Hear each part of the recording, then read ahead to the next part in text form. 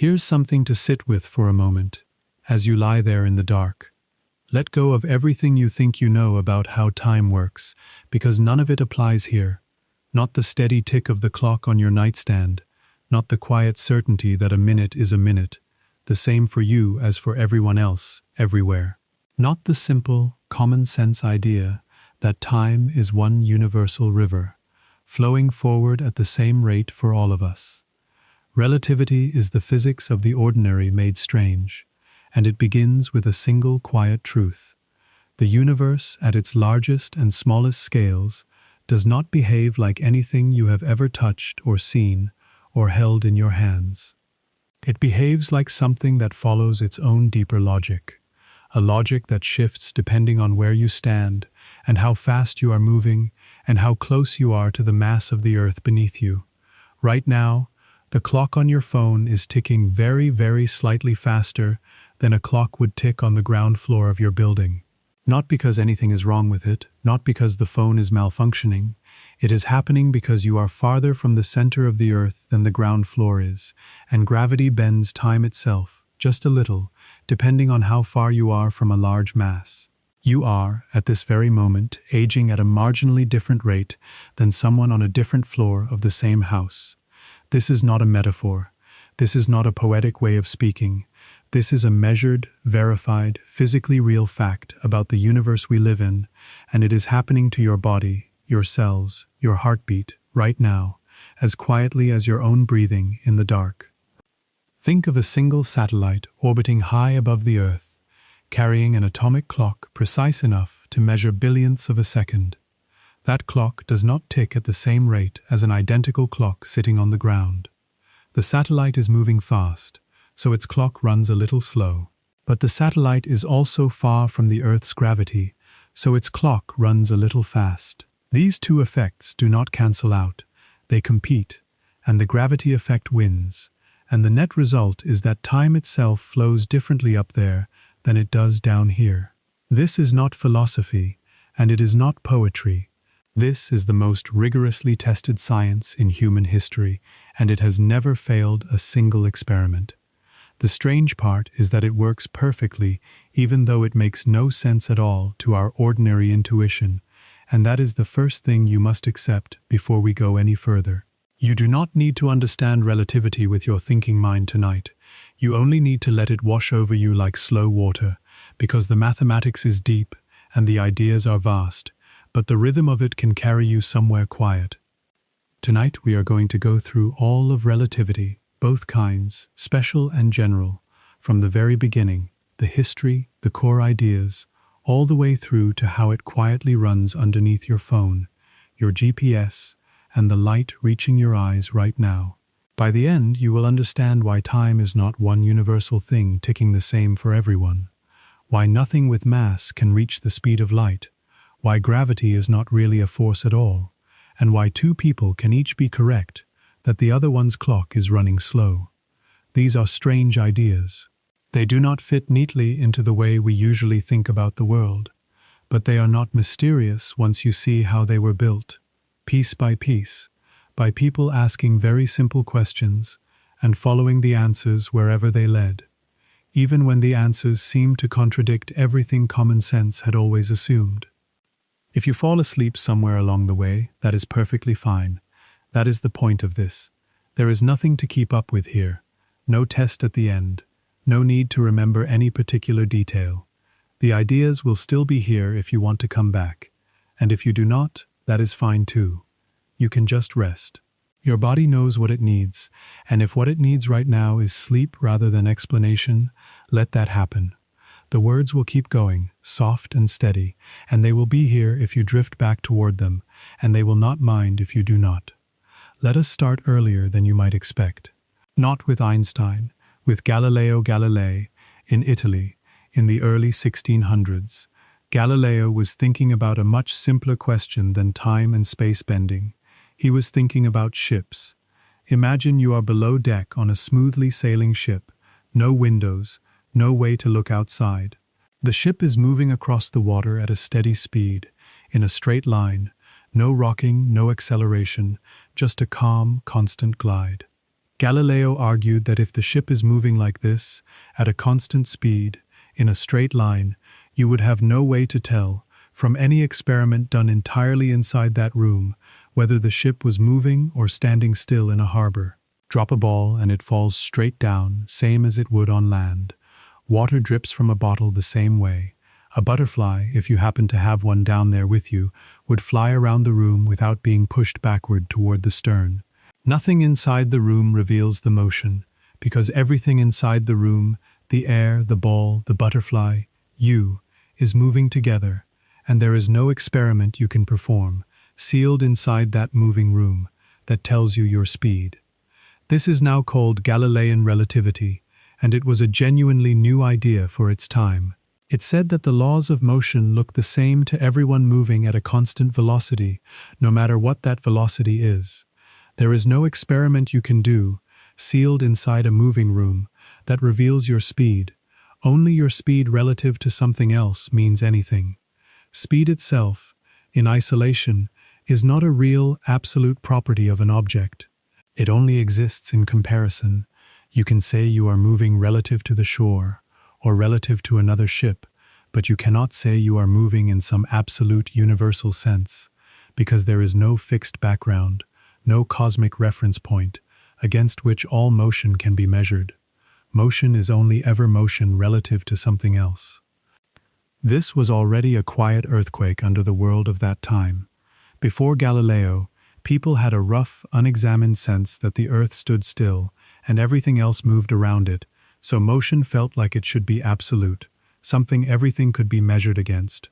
The earth was the fixed center, and motion was motion relative to that fixed center. Galileo's ship argument was one of the pieces of evidence used to defend the idea that the earth could be moving through space at enormous speed without us feeling it, because we are moving along with the air, the water, everything around us, at the same constant velocity. There is no wind of motion to feel, because nothing inside the system is left behind. The Earth could be hurtling through space, and we would never know it from any experiment done entirely on its surface, because everything we use to measure, every ruler, every clock, every falling object, is moving right along with us. Isaac Newton, later that same century, built an entire system of mechanics on top of this idea. Newton's laws of motion, published in 1687, described how objects behave, how forces act on them, how planets orbit, how cannonballs arc through the air, how pendulums swing. And crucially, Newton's laws work exactly the same whether you apply them in a laboratory that is standing still or one that is moving at a constant velocity in a straight line. This is sometimes called Newtonian relativity, and it is really just Galileo's insight, formalized with mathematics, given a precise language and a set of equations that let you calculate exactly how things move, regardless of which reference frame you are standing in. But Newton also had a concept that sat quietly underneath his whole system, an assumption so basic he did not even argue for it, he simply stated it as obvious. He believed in absolute time, a kind of universal clock ticking the same everywhere in the universe, for everyone, no matter what they were doing or how fast they were moving. This felt obviously true to him, and it has felt obviously true to almost everyone who has ever lived. If a clock ticks once per second in London, it ticks once per second on the moon, in a rocket, anywhere. Time was the stage on which everything else happened, fixed, unchanging, the same for all observers. It flowed forward at the same rate everywhere, a single steady river, and everyone everywhere was carried along by it at the same speed. 1 second was 1 second, period, end of story, no matter where you were or what you were doing. This assumption sat quietly underneath physics for over 200 years, and almost nobody questioned it, because there was no reason to. Nothing in ordinary experience challenges it. You have never personally noticed your watch disagreeing with someone else's watch, because one of you was walking and the other was standing still. You have never felt time slow down for you when you got on a train. The effect, as we will get to later, is there, it is real, it is happening, but it is so small at ordinary speeds that it is completely undetectable without extremely precise instruments. instruments that did not exist in Newton's time or for centuries after. So the idea of absolute time held. It was part of the deep, invisible scaffolding of physics, something everyone assumed without even realizing they were assuming it. For 2 centuries, Newtonian mechanics described the world beautifully. It predicted the orbits of planets with remarkable precision. It explained the arc of a cannonball, the swing of a pendulum, the tides, the motion of the moon around the Earth. It was one of the great triumphs of human thought, a system so powerful and so accurate that it seemed, by the middle of the 1800s, that physics might be nearly complete, just a few small puzzles left to tidy up around the edges. But in the middle of the 1800s, a different branch of physics was developing in parallel, one that would eventually collide with Newton's picture of absolute time and space in a way that cracked the entire foundation open. That branch was the study of electricity, magnetism, and light. James Clerk Maxwell, a Scottish physicist, spent the 1860s unifying electricity and magnetism into a single mathematical framework. Before Maxwell, electricity and magnetism were treated as separate phenomena, related but distinct, like cousins who share a family resemblance but live in different houses. Maxwell showed they were 2 faces of one underlying field, 2 expressions of the same deeper thing, and his equations describing this field predicted something remarkable. They predicted that disturbances in this electromagnetic field would travel as waves at a specific, calculable speed. When Maxwell worked out what that speed should be, using numbers already known from laboratory experiments with electric and magnetic forces, he got a number extremely close to the known speed of light. This was not a coincidence anyone could ignore. Maxwell realized that light itself must be an electromagnetic wave, a ripple in the same field that carries electric and magnetic forces. Light was not some separate special thing. It was electricity and magnetism, oscillating together, traveling through space. This was a beautiful result. It tied together 3 domains of physics that had seemed separate, electricity, magnetism, and light, into a single, elegant whole. But it created a problem, and the problem is where our real story begins. Every other wave physicists knew about needed a medium to travel through. Sound waves travel through air, or water, or metal, by causing the particles of that medium to jostle each other in sequence. Ocean waves travel through water. A wave, by definition, was a disturbance in some substance, some material that was doing the waving.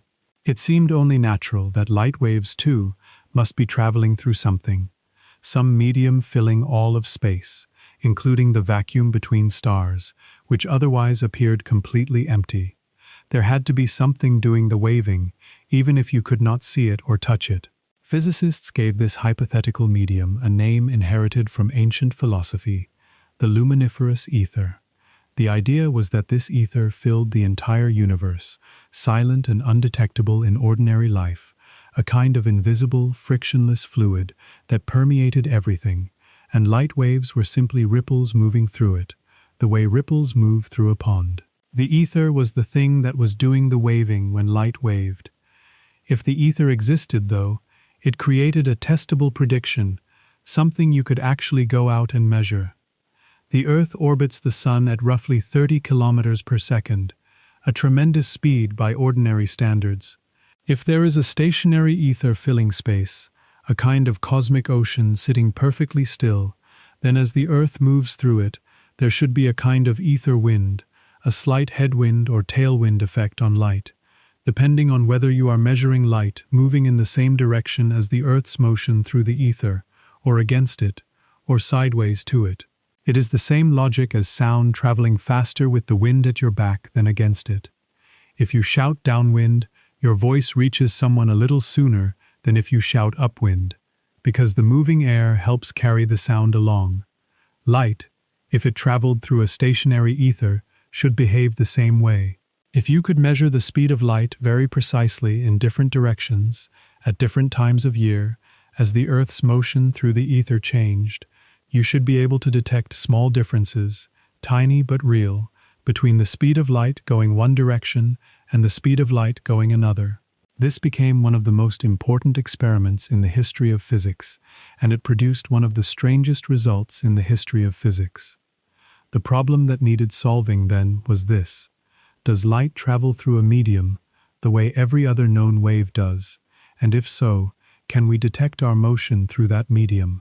It was a simple, direct question, and it led to a simple, direct experiment, and the answer that experiment gave was not what anyone expected, not what anyone was prepared for, and it changed everything that came after. But that experiment and its strange, quiet, world-shifting result is where we will pick up next, after a moment of stillness, a moment to let these first ideas settle, the ship in the harbor, the clock ticking everywhere at once, the invisible ether waiting to be found, all of it resting gently in the dark with you, asking nothing, just waiting, just breathing, just there. In 1887, two American physicists, Albert Michelson and Edward Morley, working at what is now Case Western Reserve University in Cleveland, Ohio, built an extraordinarily sensitive instrument to test a very old and very deep question.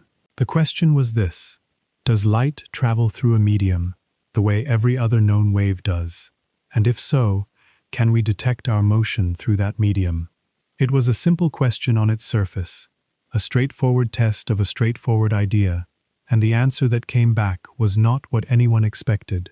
It was not what anyone was prepared for. And it changed everything that came after. The instrument they built was called an interferometer. Its job was to measure the speed of light in two different directions at once, and to compare those two speeds with a precision that had never been attempted before. Here is how it worked. A single beam of light was split into two separate beams, sent off at right angles to each other, each traveling along an arm of the instrument to a mirror, then bouncing back and recombining. If the two beams traveled exactly the same distance in exactly the same amount of time, they would recombine smoothly, in a particular pattern of light and dark bands. But if one beam took even a tiny fraction of a second longer to make its round trip, if something slowed it down or sped it up relative to the other, that pattern would shift, and the shift would be visible, measurable, a clear signal that the speed of light was not the same in both directions. The reason they expected a shift goes back to the ether.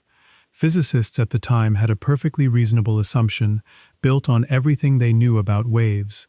Sound waves need air or water or some other material to travel through. Ocean waves need water. A wave, by definition, was a disturbance in some substance, some medium that was doing the waving. Light, everyone assumed, must work the same way. There must be some substance filling all of space, even the empty vacuum between stars, that light waves could ripple through. They called this substance the luminiferous ether, a name inherited from ancient philosophy, and they pictured it as a kind of invisible, frictionless fluid that permeated everything, silent and undetectable in ordinary life, but absolutely necessary for light to travel at all. Light waves in this picture were simply ripples moving through the ether, the way ripples move across a pond. If the ether was real, it created a clear prediction, something you could go out and measure. The Earth is not sitting still. It orbits the Sun at roughly 30 kilometers per second, a tremendous speed by any ordinary standard. It spins on its axis. The whole solar system is moving through the galaxy. If the ether is a fixed, stationary medium filling all of space, then as the Earth barrels through it, there should be a kind of ether wind, a slight headwind or tailwind effect on any beam of light, depending on whether the light is traveling in the same direction as the Earth's motion, or against it, or sideways to it. It is exactly the same logic as sound traveling faster when you shout downwind than when you shout upwind, because the moving air helps carry the sound along. Light, moving through the stationary ether, should behave the same way. Measure the speed of light in the direction of the Earth's motion, and you should get one number. Measure it at a right angle to that motion, and you should get a slightly different number. The difference would be tiny, but it should be there. Michelson and Morley designed their interferometer to be sensitive enough to detect this difference. They floated the whole delicate apparatus on a pool of mercury, so it could be rotated smoothly without introducing any vibrations, and they pointed it in different directions, at different times of day, at different times of year, as the Earth's motion through the supposed ether changed direction and speed. They calculated, based on the known speed of the Earth's orbit, exactly how much shift the interference pattern should show if the ether was real. Their instrument was precise enough to detect a shift far smaller than what the ether theory predicted. They found nothing, no shift, no difference, no matter which direction they pointed the device, no matter what time of day or year, no matter how many times they repeated the experiment. The speed of light came out exactly the same, in every direction, every time. The light did not care which way the Earth was moving. It did not care whether it was traveling with the ether wind, against it, or across it. It moved at the same speed regardless. The expected interference pattern simply did not appear. The ether, if it existed, was completely undetectable. This is worth sitting with for a moment, because the result is genuinely strange. Even now, even after more than a century of confirmation and reconfirmation by more and more precise instruments. Imagine you are on a train moving at 100 kilometers per hour, and you throw a ball forward at 50 kilometers per hour. To someone standing on the ground watching the train go by, that ball is moving at 150 kilometers per hour, your speed plus the ball's speed. That is ordinary velocity addition. It is how speeds have always worked for anything solid, anything with mass. You add them together. The ball's speed relative to the ground is the sum of the train's speed and your throw speed. This feels obvious. It feels like the only way speeds could possibly work. But light does not do this. Light refuses to do this. If you are on a spaceship moving at half the speed of light and you turn on a flashlight pointed forward, someone watching from a stationary point does not see that light traveling at 1.5 times the speed of light. They see it traveling at exactly the same speed as always, the same speed they would measure if the spaceship were standing perfectly still. The speed of the source simply does not add to the speed of the light, the way every other speed in ordinary life adds together. Light's speed is fixed, and nothing you do to the source changes it. The Michelson-Morley result, over and over, in every careful repetition since 1887, has confirmed this. The speed of light in a vacuum is the same for every observer, regardless of how fast that observer is moving, and regardless of how fast the source of the light is moving. This is not a theory. It is a measured fact, a stubborn, unyielding fact that the universe simply insists on, whether it makes sense to our ordinary intuition or not. For almost 20 years after Michelson and Morley's experiment, physicists tried to explain this result away without giving up the idea of the ether. The ether was deeply embedded in how physicists thought about light. Giving it up felt like giving up the idea that sound needed air to travel through.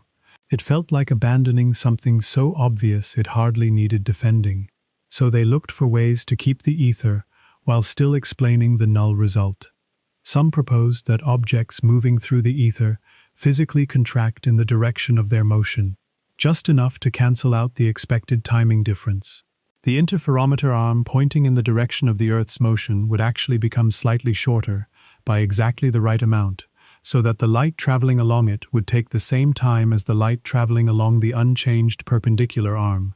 This was a strange but mathematically workable patch, proposed independently by the Dutch physicist Hendrik Lorentz, and, slightly earlier, by the Irish physicist George Fitzgerald. It came to be called the Lorentz contraction, and it was, in hindsight, a kind of half-step toward the real answer, a glimpse of length contraction without yet understanding why it happened or what it meant. But at the time, it was offered as a way to save the ether, not to replace it. Other physicists tried other fixes. The mathematics got more and more intricate, more and more patched together, as they added layer after layer of adjustment to preserve an idea, the ether, that nobody could actually detect, that no experiment could find, that left no trace in any measurement ever made. This is often how science looks right before a real shift in understanding. Not a total absence of knowledge, not a collapse into chaos, but a theory straining under the weight of its own exceptions, patch after patch, added to save an assumption that turns out, eventually, to simply be wrong. The old framework was groaning under the pressure of a single, clean, stubborn fact that refused to fit. The first real shift came in 1905, from a 26-year-old patent clerk in Bern, Switzerland, named Albert Einstein.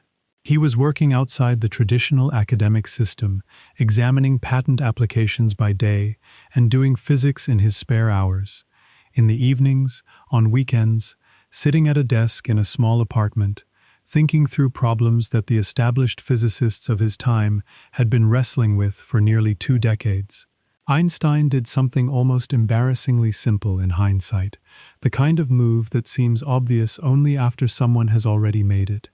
Instead of trying to patch the ether theory to explain why the speed of light never changes, instead of adding another layer of adjustment to make the old picture hold together, he asked what would happen if he simply accepted that fact as a starting rule of the universe. Not a puzzle to be explained away, not a problem to be solved. A rule, a given, a foundation. Einstein built his theory, which we now call special relativity, on 2 postulates, 2 starting assumptions from which everything else would follow. Here is the first one, stated in plain language. The laws of physics are the same for every observer moving at a constant velocity. This was not new.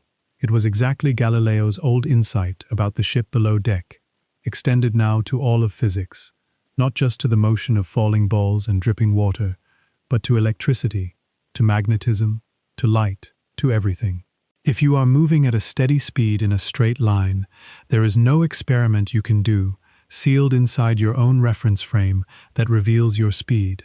The laws of physics look exactly the same to you as they do to someone standing still. And here is the second postulate, the genuinely new one, the one that broke the old picture open. The speed of light in a vacuum is the same for every observer, no matter how fast that observer is moving, and no matter how fast the source of the light is moving. Not a special result to be explained by contractions and patches, not an oddity to be worked around, a starting rule of the universe, as fundamental as the laws of motion themselves.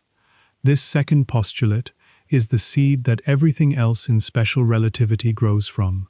It is worth understanding it with real patience, because it does not fit naturally into how we intuitively think about the world. Our intuition is built on ordinary speeds, ordinary objects, ordinary experiences, and at those ordinary scales, velocities add together in the simple, obvious way. The train plus the thrown ball, the moving walkway plus your walking speed. Relativity does not replace this ordinary addition at low speeds. It refines it. It shows that ordinary velocity addition is an excellent approximation, so close to exact that you would never notice the difference without extremely precise instruments. But it is not the deep truth of how speed works. The deep truth is stranger, and it only becomes visible when speeds get close to the speed of light. Let us slow down here and picture this second postulate as clearly as we can. Imagine you are standing perfectly still on a long, flat, open plain. I am running past you at high speed, and at the exact moment I pass you, we both switch on a flashlight, pointed in the same direction, the direction you and I are both facing. Common sense, the old Newtonian intuition, says that my flashlight's beam should get a head start. It should be moving faster relative to the ground, because I was already running when I turned it on. My speed should add to the light's speed, the way the train's speed adds to the thrown ball's speed. But that is not what happens. That is not what the universe allows. If we each, with extraordinarily precise instruments, measured the speed of that light moving away from us, we would both get exactly the same number, roughly 300,000 kilometers per second. Not my light going faster because I was running, not your light going slower because you were standing still. Both beams, identical speed, for both of us, always. If that is true, and it is true, then something else has to give. Because think about what speed actually means. Speed is distance divided by time. It is how far something travels, divided by how long it takes to travel that far. If 2 people watching the same beam of light, one standing still and one running, Both measure that light as covering the same distance in the same amount of time, even though from an outside point of view, the runner should have added their own speed to it. Then something about distance, or something about time, or both, cannot be the same for both observers. Either the moving observer's ruler is different from the stationary observer's ruler, or the moving observer's clock is different from the stationary observer's clock, or both are different. The fixed speed of light, measured identically by everyone, forces space and time themselves to be flexible, to adjust, to bend, so that light's speed can stay constant, no matter who is measuring it. This was Einstein's genuinely radical move. Not light bending to fit a fixed space and a fixed time, as everyone had assumed for centuries. Space and time themselves bending to accommodate the constant speed of light. The stage itself warps so that the actor can always move at the same pace, no matter who is watching from which seat in the theater. This is not a trick of perception, it is not an optical illusion, it is a real, physical, measurable bending of duration and distance, baked into the geometry of the universe at the deepest level. Let us build this up slowly, with an analogy first, and then again more precisely, because the idea deserves to be turned over gently, like a smooth stone in your hand, until its shape feels familiar. Here is the analogy. Imagine a clock built out of light itself. Picture two mirrors facing each other, one on the floor of a spaceship, one on the ceiling, with a single pulse of light bouncing straight up and down between them, up, down, like a tiny luminous ball bouncing between a floor and a ceiling. Each round trip, floor to ceiling and back, counts as one tick of this light clock. Now, if you are standing inside that spaceship, moving along with it, watching the light bounce straight up and straight down, you measure a certain amount of time per tick, based on the height of the ship and the fixed speed of light. The light goes straight up, straight down, covering twice the height of the ship, at a speed you know exactly. The time per tick is simple to calculate, and everything feels normal. But now imagine someone outside the spaceship, watching it fly past at high speed, from left to right across their field of view. From their point of view, the light is not just going straight up and down anymore. The whole ship is moving sideways, while the light is making its vertical journey. By the time the light pulse reaches the ceiling mirror, that mirror has moved forward. By the time the pulse comes back down to the floor mirror, that mirror has moved forward too. From the outside observer's perspective, the light traces a longer diagonal path, a zigzag, up and sideways, then down and sideways, rather than a straight vertical line. The path is longer. It has to be, because the mirrors moved between the moment the light left and the moment it arrived.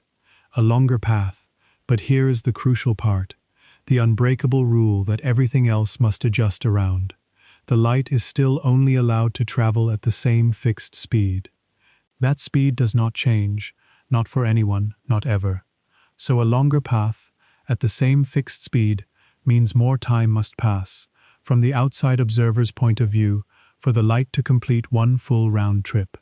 The moving clock, watched from outside, appears to tick slower than it does to someone traveling with it.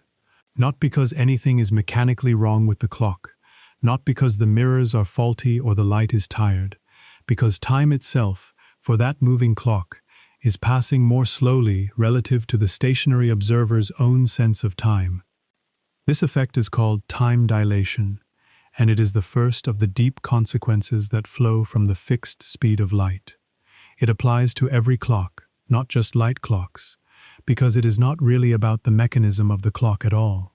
It is about the passage of time itself for anyone in motion relative to anyone else. A clock built from gears, a heartbeat, radioactive decay, the aging of a human cell, all of it slows down, from an outside perspective, when the thing carrying that clock is moving at a high fraction of the speed of light relative to the observer. At ordinary speeds, walking, driving, even flying in an airplane, this effect is real, but so vanishingly tiny that you would need instruments far more precise than any clock in your home to detect it.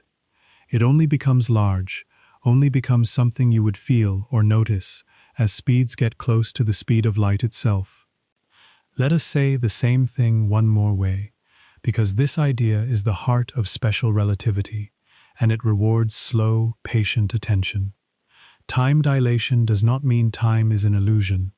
It does not mean clocks are lying, or that one person's time is the real one and the other's is a distorted copy. Both observers are correct, from within their own reference frame, about their own time passing normally. If you are the one on the moving spaceship, your clock ticks at exactly the rate it always has. Your heart beats at its normal rhythm. Nothing feels slowed down or strange to you. What changes is the relationship between two different reference frames, two different states of motion. If you are moving very fast relative to me, I will observe your time running slow. And, remarkably, symmetrically, you will observe my time running slow too, because from your point of view, I am the one who is moving, and you are the one standing still. Neither of us is wrong. Neither of us has a distorted view. There is no single, universal, correct clock that both of us are secretly deviating from. Newton's idea of one absolute time, ticking the same everywhere for everyone, turns out to be false. There is only relative time, dependent on relative motion, and this is where the theory gets its name. Alongside time dilation comes a second, related effect, called length contraction. Just as a moving clock appears, from an outside frame, to run slow, a moving object appears, from an outside frame, to be shortened along its direction of motion.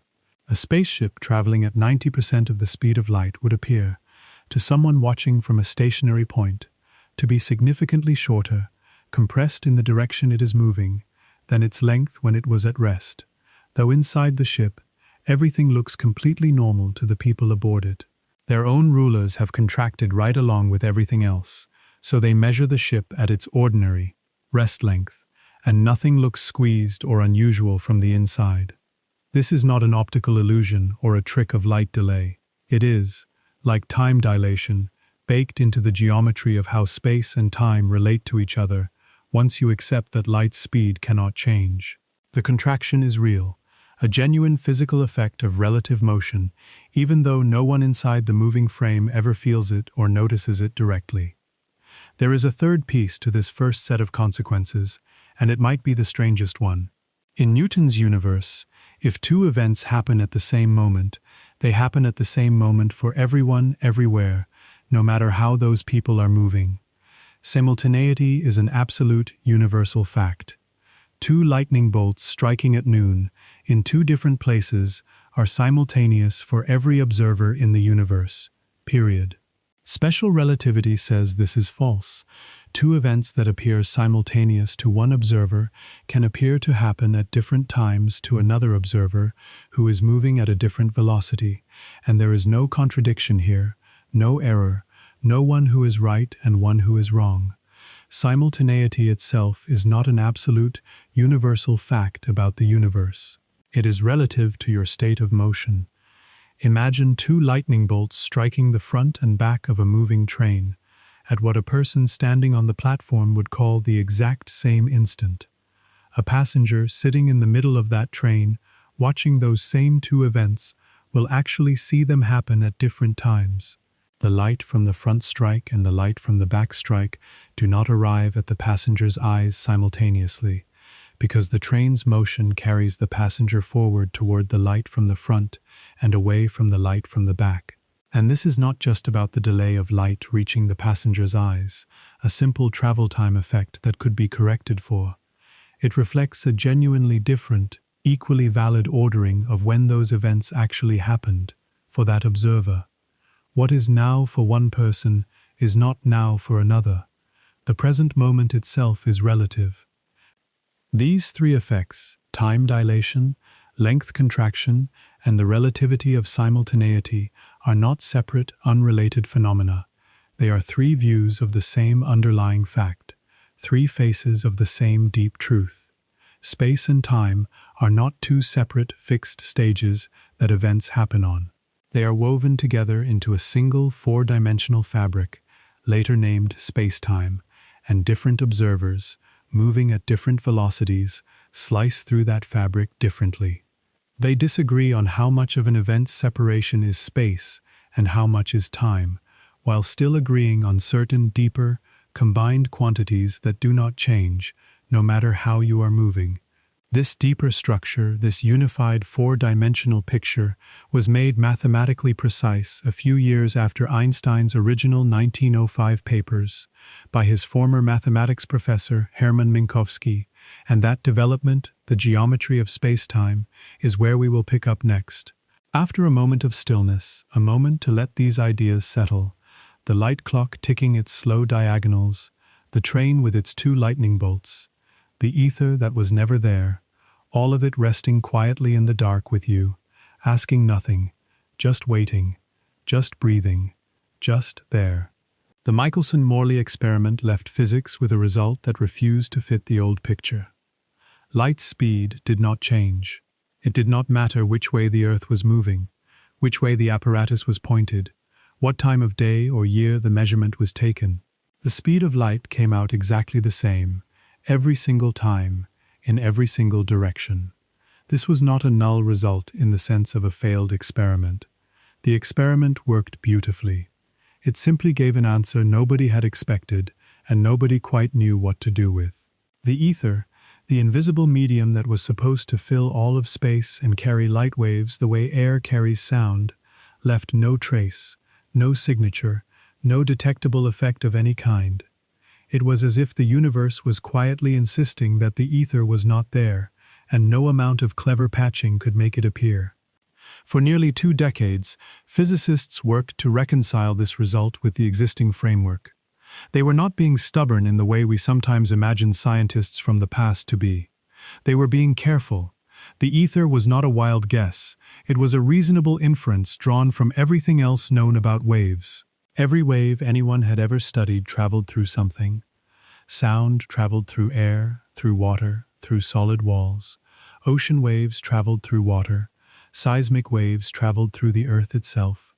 A wave without a medium was like a breath without air, a ripple without water, a verb without a noun. It did not make sense, so physicists looked for ways to keep the ether while still accounting for Michelson and Morley's stubborn, unchanging result. The most prominent of these attempts came from the Dutch physicist Hendrik Lorentz, and independently, a little earlier, from the Irish physicist George Fitzgerald. They proposed something strange but mathematically precise. What if objects moving through the ether physically contracted in the direction of their motion, just enough to cancel out the expected timing difference in the interferometer? The arm of the instrument pointing in the direction of the Earth's motion would literally become shorter, by exactly the right amount, so that the light traveling along it would take the same time as the light traveling along the unchanged perpendicular arm. The contraction would be far too small to notice in ordinary life, but it would be exactly enough to make the speed of light appear the same in every direction, even though it was still, underneath this patch, traveling through a stationary ether. This idea became known as the Lorentz contraction, and it was a genuine intellectual achievement, a mathematical description that made accurate predictions. But it was also a patch. It described what happened without explaining why it happened. It gave the right numbers for the wrong underlying reason, like a map that shows you exactly where to go but mislabels all the streets. Other patches followed. The mathematics grew more intricate, more layered, more burdened with adjustments that each worked in isolation but did not add up to a coherent, unified picture. This is often how science looks in the period just before a genuine shift in understanding. The old framework is not empty. It is full of clever, careful, rigorously worked out ideas, but it is also groaning under the weight of its own exceptions. Too many patches, too many special cases, too many adjustments added to save an assumption that nobody can actually verify. The ether was still the official story, but it was a story held together by increasingly elaborate scaffolding, and the scaffolding was beginning to creak. Then, in 1905, a 26-year-old patent clerk in Bern, Switzerland, published a paper that changed the conversation entirely. Albert Einstein was not an established academic. He was not a professor with a laboratory and a team of assistants. He was a young man with a physics degree who had not been able to secure a university position and had instead taken a job examining patent applications at the Swiss Federal Office for Intellectual Property. He did his physics in his spare hours, in the evenings, on weekends, sitting at a small desk in a modest apartment, thinking through problems that the most accomplished physicists of his time had been circling for years without resolution. And what he did, in that paper on the electrodynamics of moving bodies, was something almost embarrassingly simple in hindsight. The kind of move that seems obvious only after someone has made it, and utterly invisible before. Instead of trying to explain why the speed of light never changed, instead of adding another patch to the ether theory, Einstein asked what would happen if he simply accepted that fact as a starting rule. Not a puzzle to be solved, not a strange result to be explained away. A rule, a given, a foundation on which to build. What if the constancy of the speed of light was not a problem to be fixed, but a clue to be followed, a sign pointing toward something deeper about the structure of space and time themselves? Einstein built his theory, which we now call special relativity, on two postulates, two simple starting assumptions from which everything else would flow. The first postulate was not new. It was Galileo's old insight about the ship below deck, extended now to all of physics, not just to the motion of falling balls and dripping water, but to electricity, to magnetism, to light, to every physical law. The laws of physics are the same for every observer, moving at a constant velocity in a straight line. If you are sealed inside a windowless room, moving smoothly and steadily, there is no experiment you can perform that will tell you how fast you are going, or even whether you are moving at all. The laws of physics look exactly the same to you as they do to someone standing still. This was already well understood for mechanics. Einstein extended it to everything. The second postulate was the genuinely new one, the one that broke the old picture open. The speed of light in a vacuum is the same for every observer, no matter how fast that observer is moving, and no matter how fast the source of the light is moving. Not a special result to be explained, not an oddity to be patched over, a starting rule of the universe, as fundamental as the conservation of energy, as fundamental as Newton's laws had been for the previous 2 centuries. Let us slow down here and give this second postulate the attention it deserves, because it is the seed from which everything else in special relativity grows, and it does not fit naturally into the way we intuitively think about how the world works. Our intuition is built on ordinary speeds, ordinary objects, ordinary experiences. We have spent our entire lives throwing balls, riding in cars, watching things move past us, and in every one of those experiences, speeds add together in a simple, obvious way. If you are on a train moving at 100 kilometers per hour and you throw a ball forward at 50 kilometers per hour, someone standing on the platform watching you go by will measure that ball moving at 150 kilometers per hour relative to the ground. Your speed plus the ball's speed. Simple addition. This feels so natural, so obviously true, that it is hard to even imagine it working any other way. It feels like logic itself. But light does not do this. Light refuses to do this. If you are on a spaceship moving at half the speed of light and you turn on a flashlight pointed forward, someone watching from a stationary point does not measure that light traveling at 1.5 times the speed of light. They measure it traveling at exactly the same speed they would measure if the spaceship were standing perfectly still. The speed of the source does not add to the speed of the light. The light simply moves at its own fixed pace, indifferent to the motion of whatever emitted it, and every observer, no matter how they are moving, measures that exact same pace. This is what Michelson and Morley had found, though they had not interpreted it this way. They had been looking for a difference, a shift, a sign of the ether wind. They found none because there was none to find. Light's speed is constant, full stop, and that constancy is not a trick of measurement or a limitation of instruments. It is a deep fact about the universe, and accepting it as a deep fact forces a cascade of consequences that rearranges everything we thought we knew about space and time. Here is the simplest way to see why. Speed is distance divided by time. That is what speed means. How far something travels divided by how long it takes to travel that far. If two people, one standing still and one moving at high speed, both measure the same beam of light and both get the exact same number for its speed, even though the moving observer should, by ordinary logic, have added their own speed to it, then something about distance, or something about time, or both, cannot be the same for those two people. Either the moving observer's ruler is different from the stationary observer's ruler, or the moving observer's clock is different from the stationary observer's clock, or both are different. The fixed speed of light forces space and time themselves to be flexible, to adjust, to bend, so that light's speed can stay constant no matter who is measuring it. Not light bending to fit a fixed space and a fixed time, as everyone had assumed for centuries. Space and time bending to accommodate the constant speed of light. The stage itself warps, so that the actor can always move at the same pace, no matter who is in the audience or where they are sitting.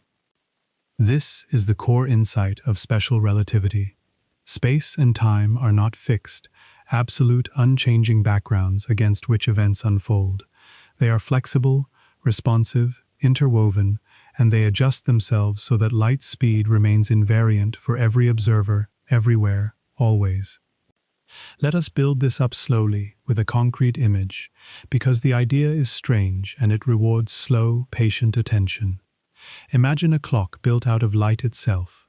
Picture two perfect mirrors facing each other, one on the floor of a spaceship and one on the ceiling, with a single pulse of light bouncing straight up and down between them. Up to the ceiling, back to the floor, up to the ceiling, back to the floor, like a tiny luminous ball, bouncing endlessly between two surfaces.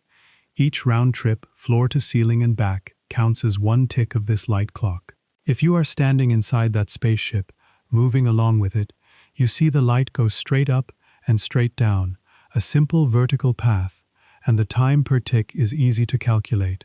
It is just twice the height of the ship, divided by the speed of light. Everything feels normal. The clock ticks at its regular rate. Now imagine someone outside the spaceship, watching it fly past at high speed from left to right across their field of view. From their perspective, the light is not just going straight up and down anymore. The whole ship is moving sideways while the light is making its vertical journey. By the time the light pulse reaches the ceiling mirror, that mirror has moved forward. By the time the pulse comes back down to the floor mirror, that mirror has moved forward too. The outside observer sees the light trace a longer path, a diagonal zigzag, up and sideways, then down and sideways, rather than a straight vertical line. The path is longer. It has to be. The mirrors moved between the moment the light left and the moment it arrived. But here is the crucial part, the unbreakable rule that everything else must adjust around. The light is still only allowed to travel at the same fixed speed. That speed does not change, not for anyone, not under any circumstances. A longer path, at the same fixed speed, means more time must pass, from the outside observer's point of view, for the light to complete one full round trip. The moving clock, watched from outside, appears to tick slower than it does to the person traveling with it. Not because anything is mechanically wrong with the clock, not because the mirrors are faulty or the light is tired, because time itself, for that moving clock, is passing more slowly, relative to the stationary observer's own sense of time. This effect is called time dilation, and it applies to every clock, not just light clocks, because it is not really about the mechanism of the clock at all. It is about the passage of time itself for anyone in motion, relative to anyone else. A clock built from gears, a heartbeat, radioactive decay, the aging of a human cell, all of it slows down, from an outside perspective, when the thing carrying that clock is moving at a high fraction of the speed of light relative to the observer. At ordinary speeds, walking, driving, flying in an airplane, this effect is real, but so vanishingly tiny that you would need instruments far more precise than any clock in your home to detect it. It only becomes large, only becomes something you would notice or feel, as speeds get close to the speed of light itself. Let us say the same thing one more way, because this idea is the heart of special relativity, and it repays slow, patient attention. Time dilation does not mean time is an illusion. It does not mean clocks are lying, or that one person's time is the real one, and the other's is a distorted copy. Both observers are correct, from within their own reference frame, about their own time passing normally. If you are the one on the moving spaceship, your clock ticks at exactly the rate it always has. Your heart beats at its normal rhythm. Nothing feels slowed down or strange to you. What changes is the relationship between two different reference frames, two different states of motion. If you are moving very fast relative to me, I will observe your time running slow, and, symmetrically, you will observe my time running slow too, because from your point of view, I am the one who is moving, and you are the one standing still. Neither of us is wrong. Neither of us has a distorted or incomplete view. There is no single, universal, correct clock that both of us are secretly deviating from. This is where Newton's picture of absolute time finally, definitively, breaks apart. Newton had imagined time as a single steady river, flowing at the same rate everywhere, for everyone, no matter what they were doing or how fast they were moving. 1 second in London was 1 second on the moon, 1 second in a rocket, 1 second anywhere. That was the assumption that had sat quietly underneath physics for over 200 years, so basic that almost nobody thought to question it. And it turns out to be false. Not approximately false. Fundamentally false. There is no universal clock. There is no single correct time. There are only times, plural, each one valid within its own frame, each one related to the others by the rules of relative motion. This is why the theory is called relativity, not because everything is relative in some vague anything-goes sense, but because time itself is relative to the observer's state of motion. Alongside time dilation comes a second effect, equally strange and equally real, called length contraction.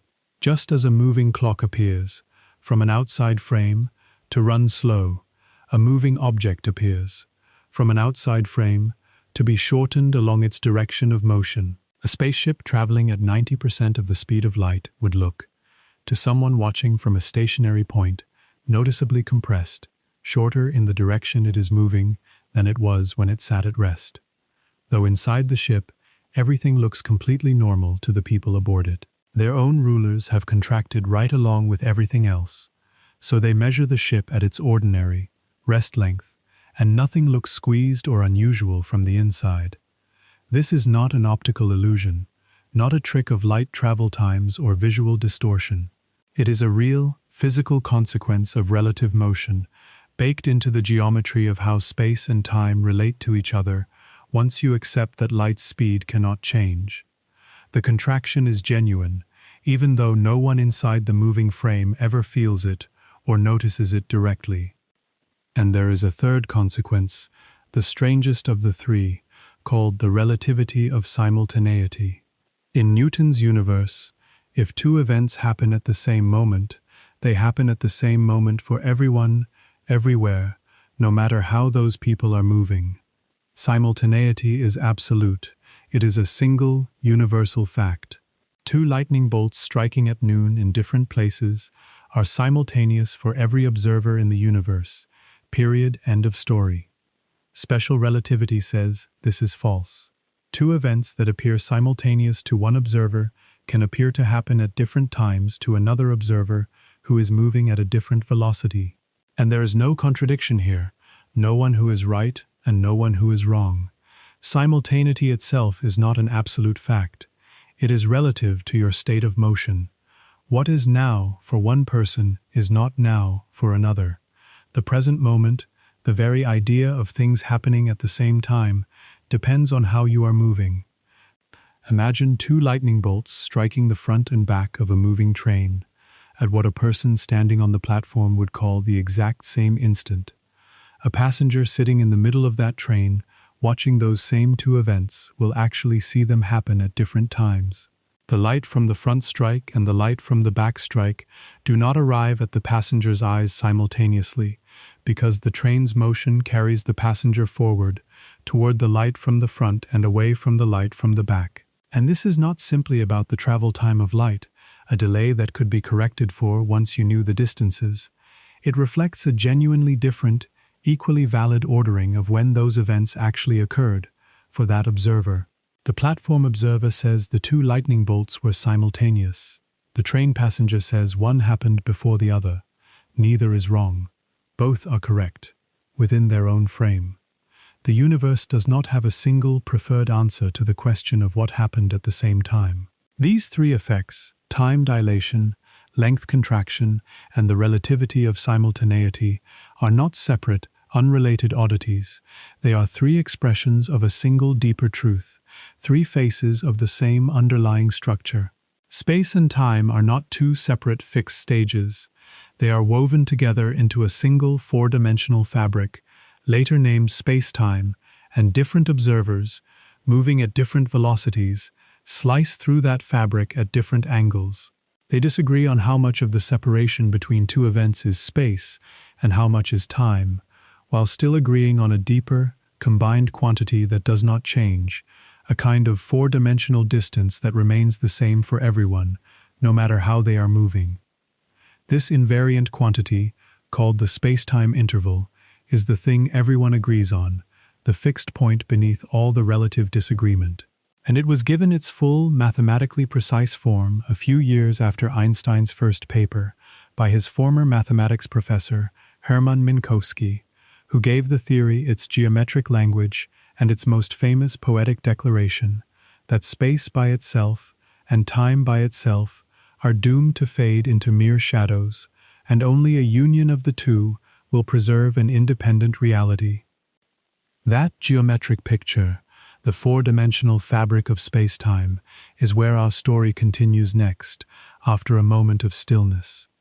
Let these first consequences settle, the light clock ticking its slow diagonals, the train with its two lightning bolts, simultaneous for one person and sequential for another, the spaceship compressed in the direction of its motion, normal on the inside, shortened on the outside, all of it flowing from a single fact, a single stubborn measurement in a Cleveland basement, a speed that would not change no matter how they turned the instrument, the ether that was never there, the patent clerk who asked a simpler question than anyone else had thought to ask.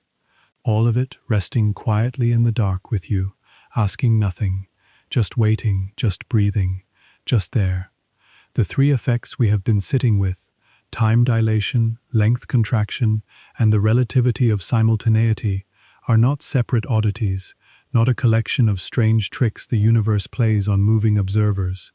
They are three expressions of a single deeper truth, three faces of the same underlying structure.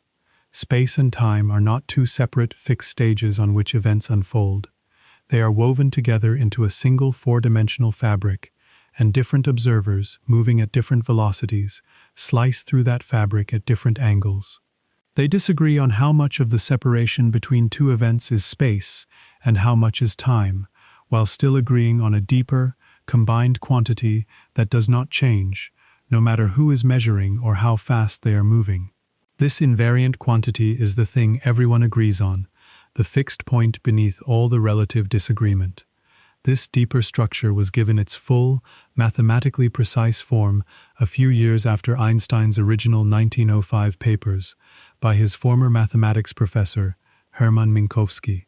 Minkowski's contribution is one of those moments in the history of physics where a single mind steps back from the equations, sees a pattern that was always there but never quite noticed, and gives it a clean, geometric shape that changes how everyone thinks about the problem from that point forward. Minkowski took Einstein's physical insight, the constant speed of light and the flexibility of space and time that follows from it, and he proposed thinking of the universe not as three dimensions of space plus a separate independent dimension of time, but as a single four-dimensional entity, a unified whole, which he called spacetime. Space and time in this new picture are not two different things. They are two aspects of one thing, two directions in a single four-dimensional geometry. What we call time passing and what we call distance traveled are simply different projections of a single, more fundamental kind of separation between two events. Think of it like looking at a stick from different angles. If you hold a stick straight up and down and look at it from the side, you see its full length. If you tilt it away from you, it looks shorter, even though the stick itself has not changed. The apparent length depends on your viewing angle, but the true length of the stick, the thing you get when you account for the tilt, stays the same no matter how you look at it. Spacetime works in a similar way, except the tilt is relative motion, and what you see as pure time from one angle looks like a mix of time and space from another angle. The underlying quantity, the four-dimensional separation between events, the spacetime interval, stays the same for everyone. Minkowski opened a lecture in 1908 with a declaration that has become one of the most quoted lines in physics. Space by itself and time by itself are doomed to fade into mere shadows, and only a union of the two will preserve an independent reality. This was more than poetic language, though it was that too. It was a precise mathematical statement. In Newton's physics, the distance between 2 points in space and the time between two events were separate, absolute quantities, each the same for every observer. In Minkowski's geometry, neither distance nor time is absolute on its own. What is absolute, what stays the same for every observer no matter how they are moving, is the space-time interval, a combination of the distance and the time that mixes them together in a specific way, a way that guarantees that light always travels the same distance in the same amount of time, for everyone, always. This unified four-dimensional picture is the deep structure beneath all the strange effects we have been describing. Time dilation and length contraction are not forces that act on clocks and rulers. They are consequences of looking at the same four-dimensional reality from different angles, different states of motion, different ways of slicing through the block of space-time. One observer slices it one way and sees a lot of time and a little space between two events. Another observer, moving differently, slices it another way and sees less time and more space between those same two events. They disagree on the separate amounts, but they agree on the combined, four-dimensional separation. That agreement is the invariant, the fixed truth beneath their different perspectives. This is where the theory gets its depth. Relativity does not mean everything is relative in some vague, anything-goes sense. It means that certain things we thought were absolute, time, distance, simultaneity, are actually relative to the observer's state of motion. But other things, deeper things, the laws of physics themselves, the space-time interval, the speed of light, are genuinely absolute, the same for everyone, everywhere, no matter how they are moving. The theory is better named invariance theory, as some have suggested, because its real heart is not the things that change with perspective, but the things that do not change, the fixed points that all observers can agree on. Light's speed is one of those fixed points. The space-time interval is another. The laws of physics are a third. These are the anchors. Everything else, time, distance, the order of events, adjusts around them.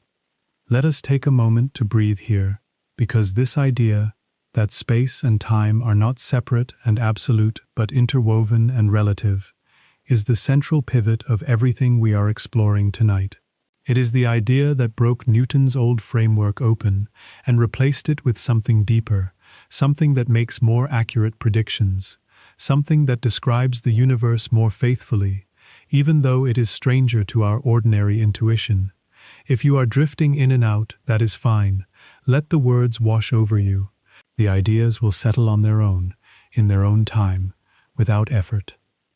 Now, alongside this geometric picture of space-time, came one more piece of the development, and it is arguably the most famous result Einstein ever produced. Though we will not write it as an equation here, we will describe what it means and why it matters. Einstein showed, in a short paper later in 1905, that mass and energy are not two separate things. They are two forms of the same underlying quantity, convertible into each other. A small amount of mass, if fully converted, releases an enormous amount of energy, because the conversion factor between them involves the speed of light, which is already an enormous number, multiplied by itself. The speed of light squared. This is why nuclear reactions, which convert a tiny fraction of mass into energy, release such staggering amounts of power compared to ordinary chemical reactions. A chemical reaction, like burning wood or igniting gasoline, rearranges the electrons around atoms, but does not touch the mass of the atoms themselves. The mass before and after a chemical reaction is essentially the same. A nuclear reaction, by contrast, actually converts a small portion of the mass of the atomic nuclei into energy, and because the conversion factor is so large, a tiny amount of mass becomes a huge amount of energy. This mass-energy relationship also explains something important about the speed limit of the universe, the reason nothing with mass can ever reach the speed of light. As an object with mass moves faster and faster, the energy required to keep accelerating it grows without bound. The faster it goes, the more energy you need to add to make it go just a little bit faster. As it approaches the speed of light, the energy required approaches infinity. To reach the speed of light exactly would require an infinite amount of energy, which is not available, not possible, not a thing that can happen. So the speed of light is not just a very fast speed. It is a hard boundary, a limit built into the geometry of space-time itself, and nothing with mass can ever cross it. Light itself, and anything else without mass, is not bound by this limit, precisely because it has no mass to accelerate.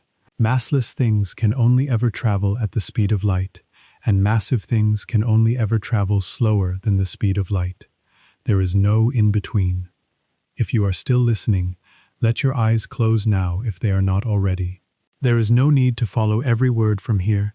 The explanation will continue either way, soft and steady, and there is no effort required from you now, just listening, or not listening, whichever your body wants. Let us turn now to the actual mechanics of how relativity works, the tools physicists use to think about it clearly, taking our time.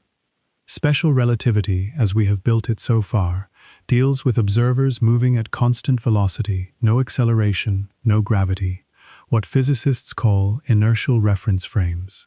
Within this framework, one of the most useful tools is something called a space-time diagram, and even without drawing it, you can hold the idea in your mind. Picture a graph with one axis representing space, just a single direction for simplicity, and another axis, perpendicular to it, representing time.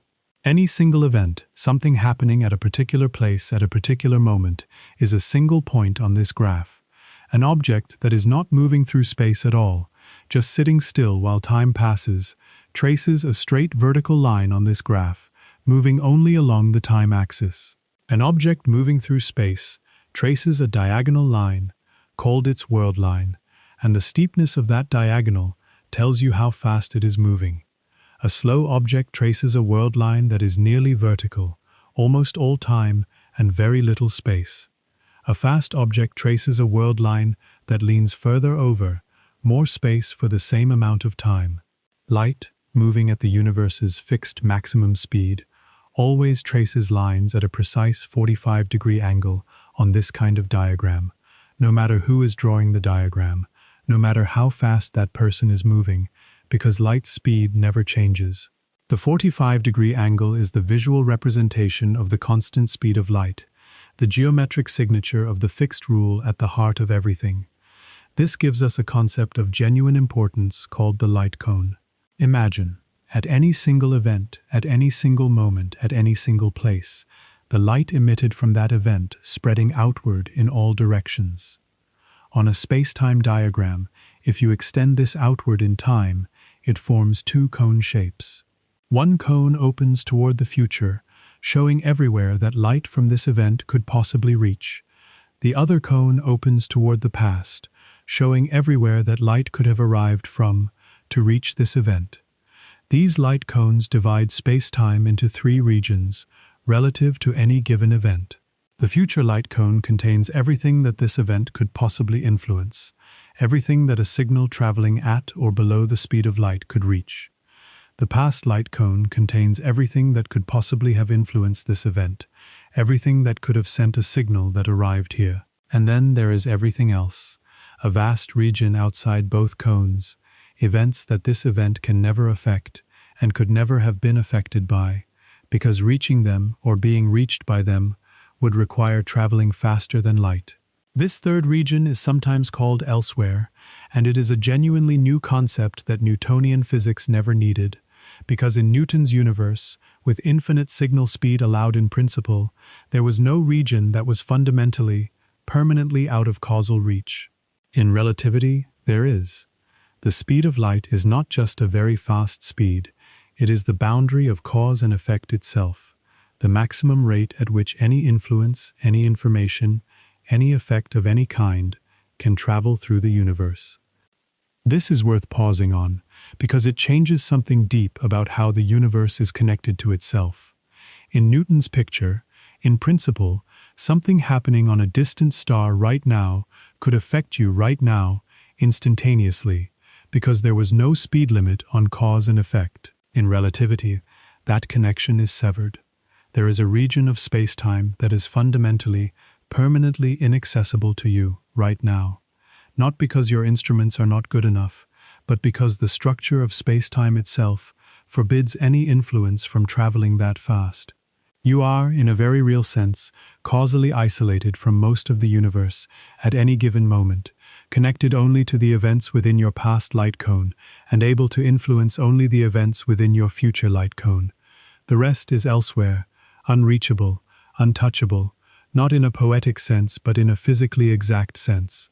The light cone is the shape of causality itself, the geometric boundary between what can matter to you and what cannot. This is a good moment to return to the twin paradox, one of the most famous thought experiments in physics, because it pulls together time dilation and asymmetry in a very concrete, very human way. Imagine two twins. One stays on Earth, the other boards a spaceship, travels at a significant fraction of the speed of light to a distant star, turns around, and comes back. According to time dilation, the traveling twin's clock runs slow relative to the earthbound twin for the whole outbound and return trip. So when they reunite, the traveling twin is younger, biologically younger, than the twin who stayed home. This is not science fiction. It has actually been measured, in miniature, using extremely precise atomic clocks flown on airplanes, which return showing a tiny but measurable difference from identical clocks left on the ground, matching relativity's prediction with extraordinary precision. The reason this is called a paradox, though it is not really a paradox once you see the resolution, is this. From the traveling twin's perspective, is it not the earthbound twin who is moving away and back, and should not their clock be the one running slow instead? If motion is relative, if both twins can claim the other is the one moving, why does the traveling twin end up younger and not the other way around? Here is the resolution, and it is important, because it clears up something people often get stuck on. The situation is not actually symmetric between the two twins. The earthbound twin stays in a single, unchanging state of motion the entire time, comfortably sitting in one inertial frame. The traveling twin, in order to turn around and come home, has to decelerate, reverse direction, and accelerate again, experiencing real physical forces that the earthbound twin never does. That acceleration breaks the symmetry. It is a real, physically detectable difference between their two experiences, not just a difference in perspective.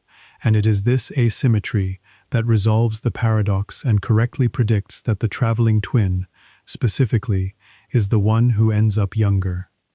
This point, about acceleration breaking the symmetry, is actually our bridge into the next major layer of the story. Einstein himself, after finishing special relativity in 1905, spent the following decade wrestling with exactly this question. What happens if you extend relativity to include accelerating frames? And even more importantly, what about gravity? Special relativity had been built for observers moving at constant velocity, no acceleration, no gravity.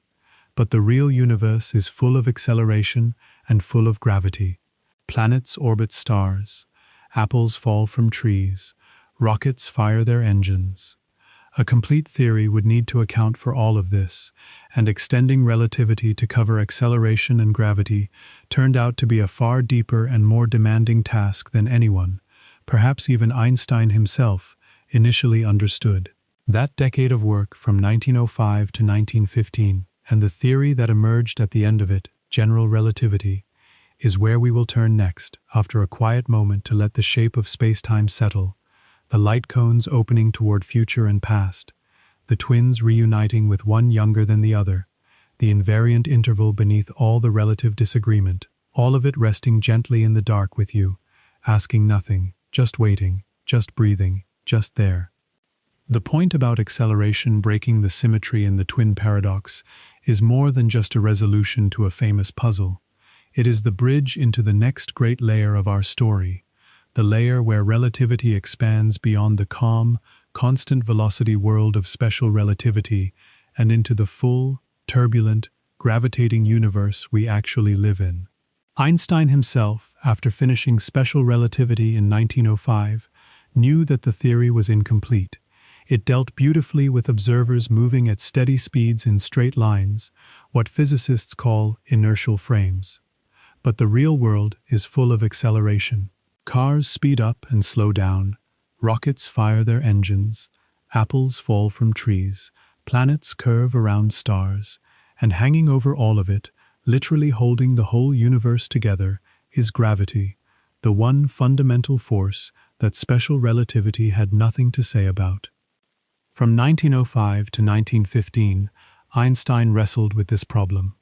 It was the most intellectually demanding decade of his life, a period of false starts, mathematical dead ends, and slow, painstaking progress toward a theory that would eventually replace Newton's description of gravity entirely.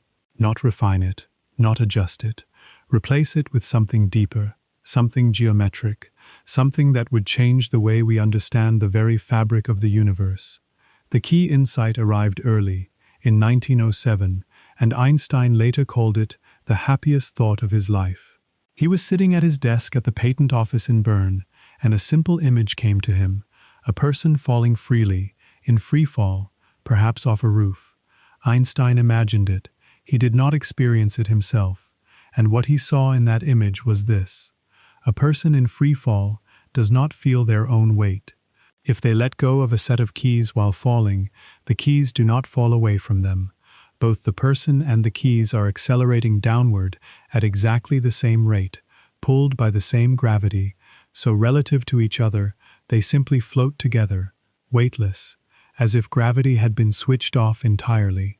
From the falling person's point of view, in that moment, there is no gravity. It has vanished. Everything is still. Everything is quiet. Everything drifts. This simple observation, that free fall cancels out the feeling of gravity, led Einstein to a principle so deep that it became the foundation of everything that followed. It is called the equivalence principle, and it says this: being in free fall in a gravitational field is locally indistinguishable from simply floating in empty space, far from any gravity at all. And, turning the idea around, being pulled down by gravity while standing still on the ground is locally indistinguishable from being inside a spaceship, far out in empty space, that is accelerating forward at a steady rate. The two situations feel exactly the same. There is no experiment you could perform, sealed inside a windowless room, that would tell you which one you were in.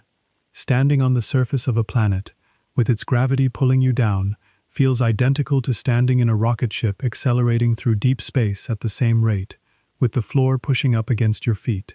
Floating in a spaceship far from any star feels identical to falling freely toward a planet, with nothing pushing against you at all. Gravity and acceleration, Einstein realized, are not just similar. They are, in a deep physical sense, two descriptions of the same underlying thing.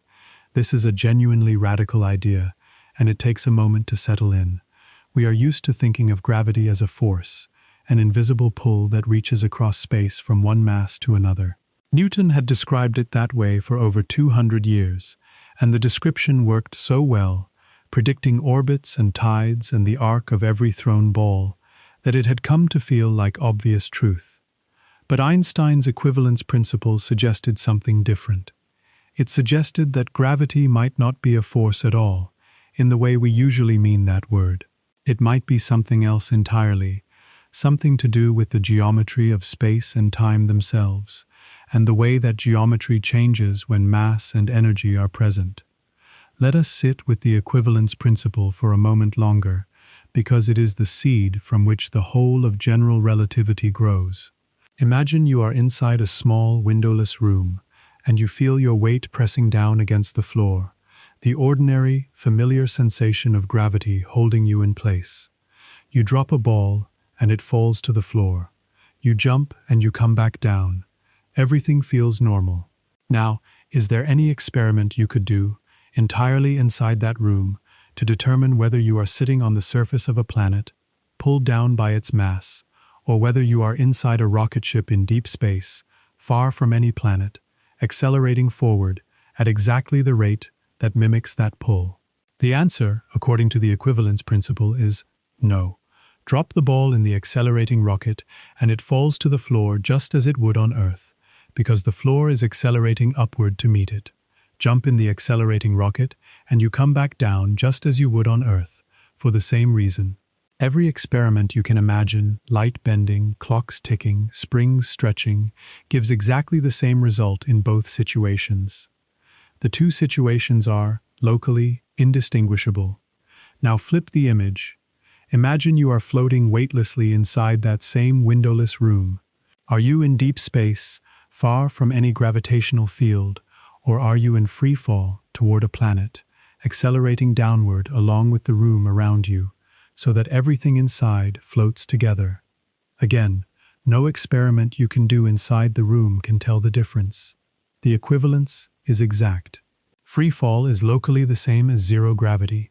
Standing still in a gravitational field is locally the same as accelerating in no gravity. This insight, simple to state but vast in its consequences, set Einstein on a path that would take him 8 more years to complete. The problem was that the mathematics needed to describe this idea fully did not yet exist, or at least Einstein did not yet know it. He was a physicist, not a mathematician, and the geometry required to describe curved space and curved time in 4 dimensions was deeply unfamiliar territory. He struggled, he tried various approaches and hit wall after wall. Eventually, he turned to an old friend, the mathematician Marcel Grossmann, who had helped him with lecture notes during his student days.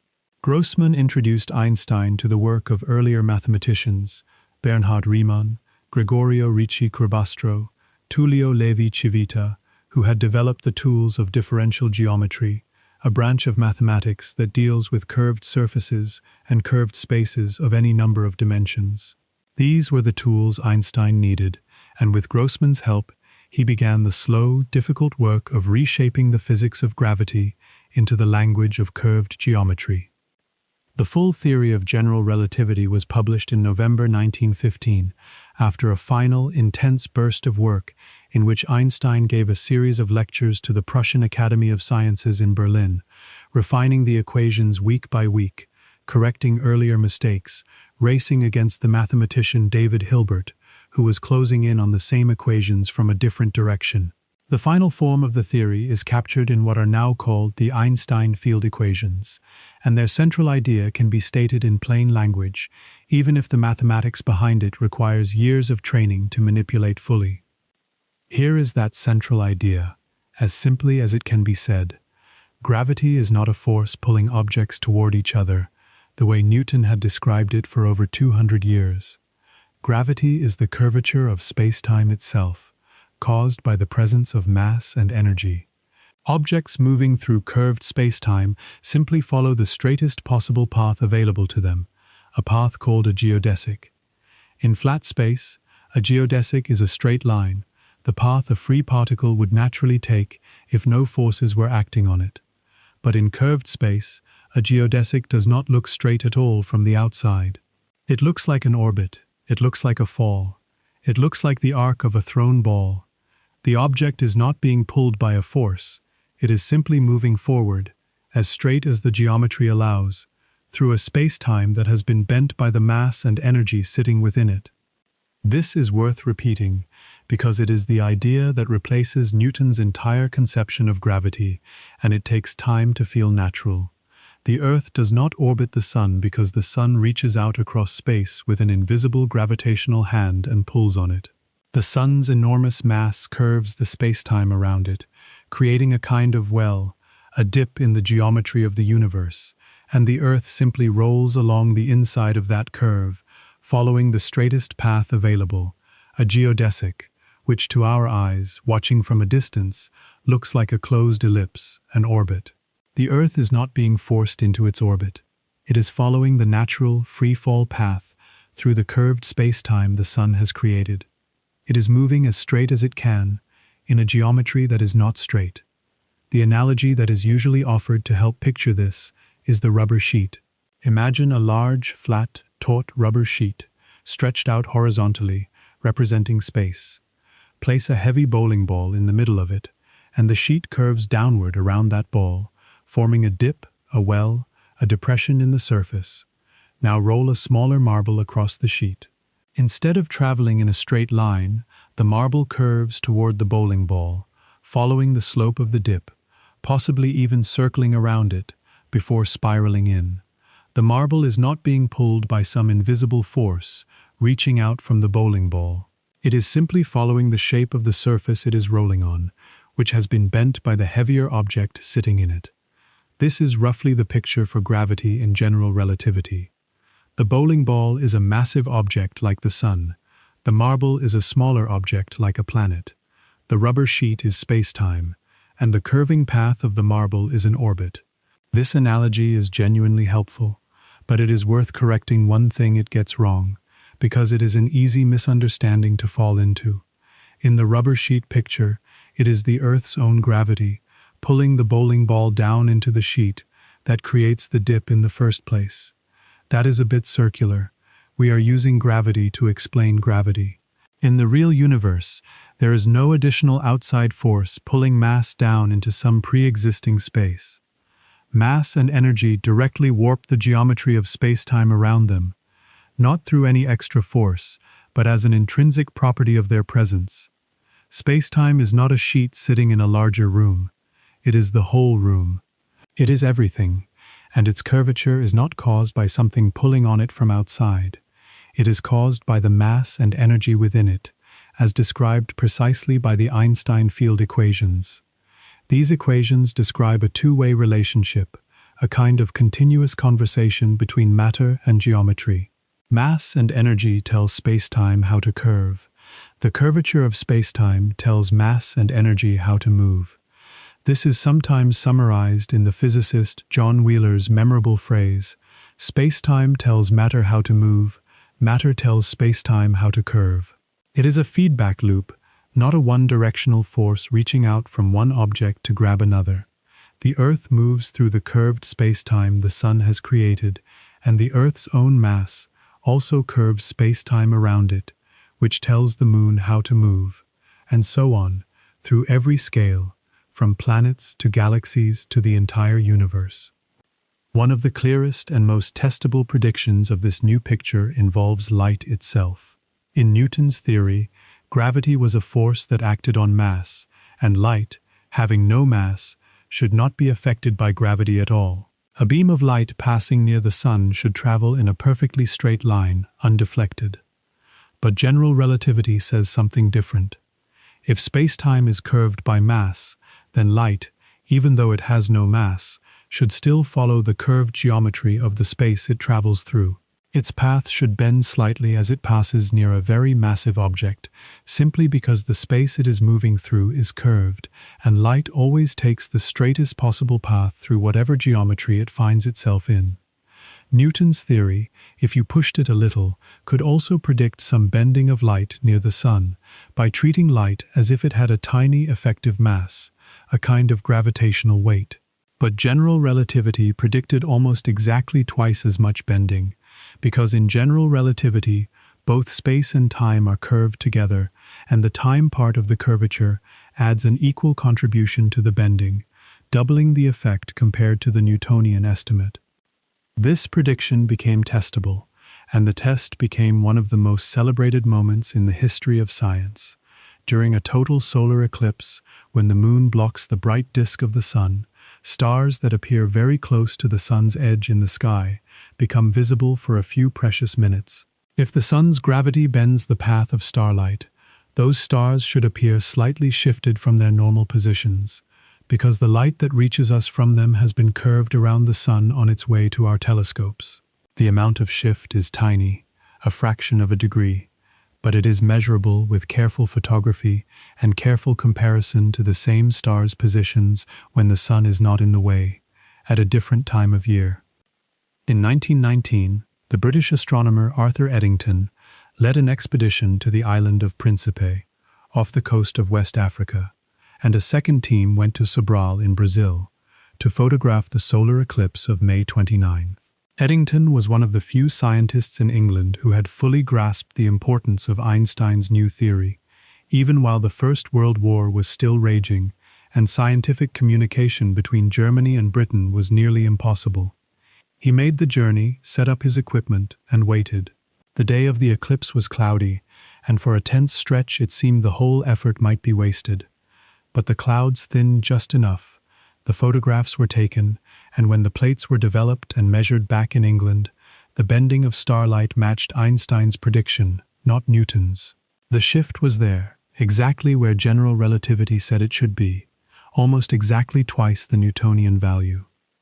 When the results were announced at a joint meeting of the Royal Society and the Royal Astronomical Society in London in November 1919, Einstein became, almost overnight, a global figure. His name appeared in newspaper headlines around the world. A new theory of the universe had been proposed, and the universe itself had been caught in the act of confirming it. Light bent around the sun, space-time curved.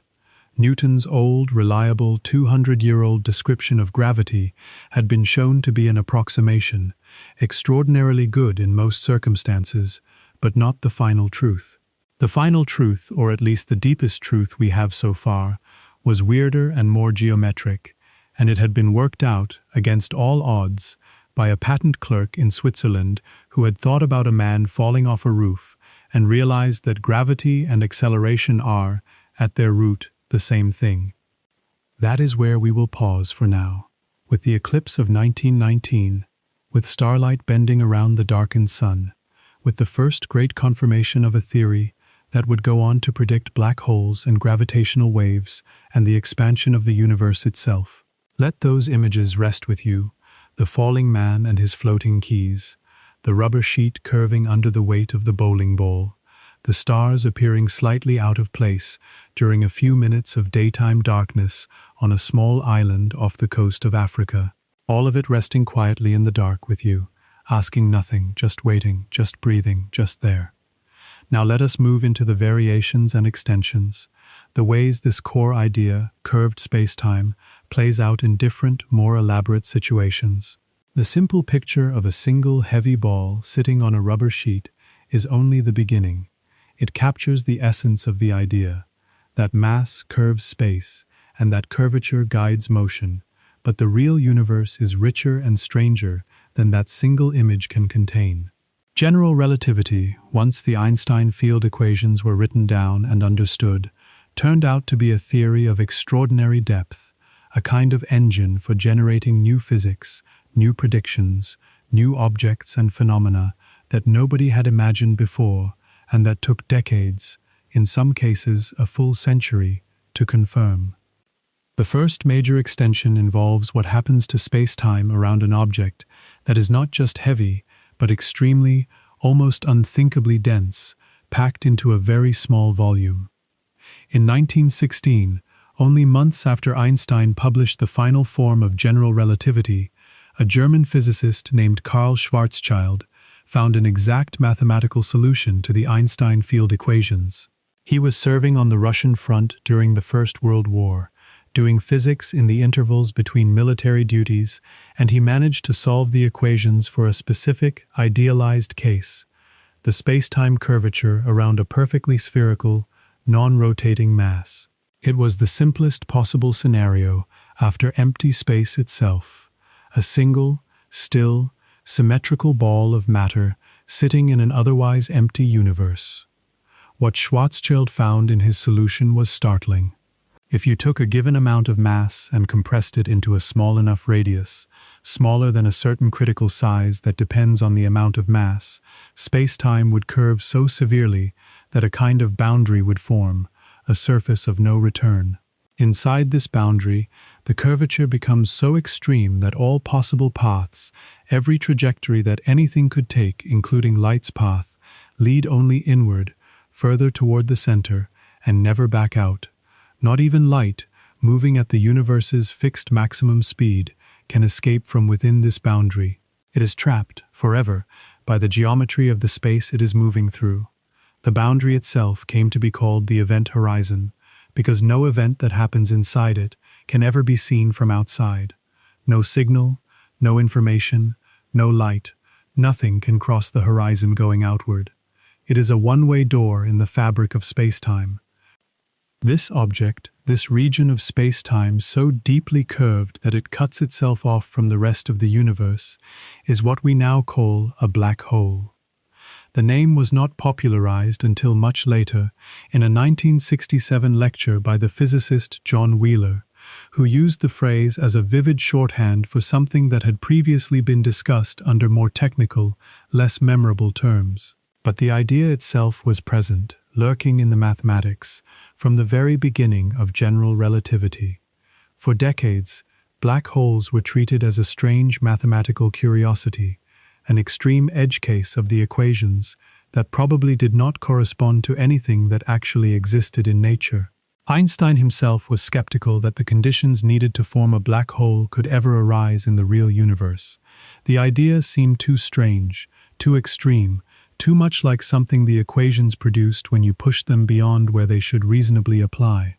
It took until the latter half of the 20th century for that skepticism to erode, as astronomers accumulated more and more observational evidence, indirect at first, then increasingly direct, that black holes are not only possible but common, sitting at the centers of galaxies, including our own Milky Way, and forming as the remnants of certain massive stars that have exhausted their nuclear fuel and collapsed under their own gravity, with nothing left to hold them up against the inward pull. A black hole is not a thing in the ordinary sense. It is not a solid object with a surface you could stand on.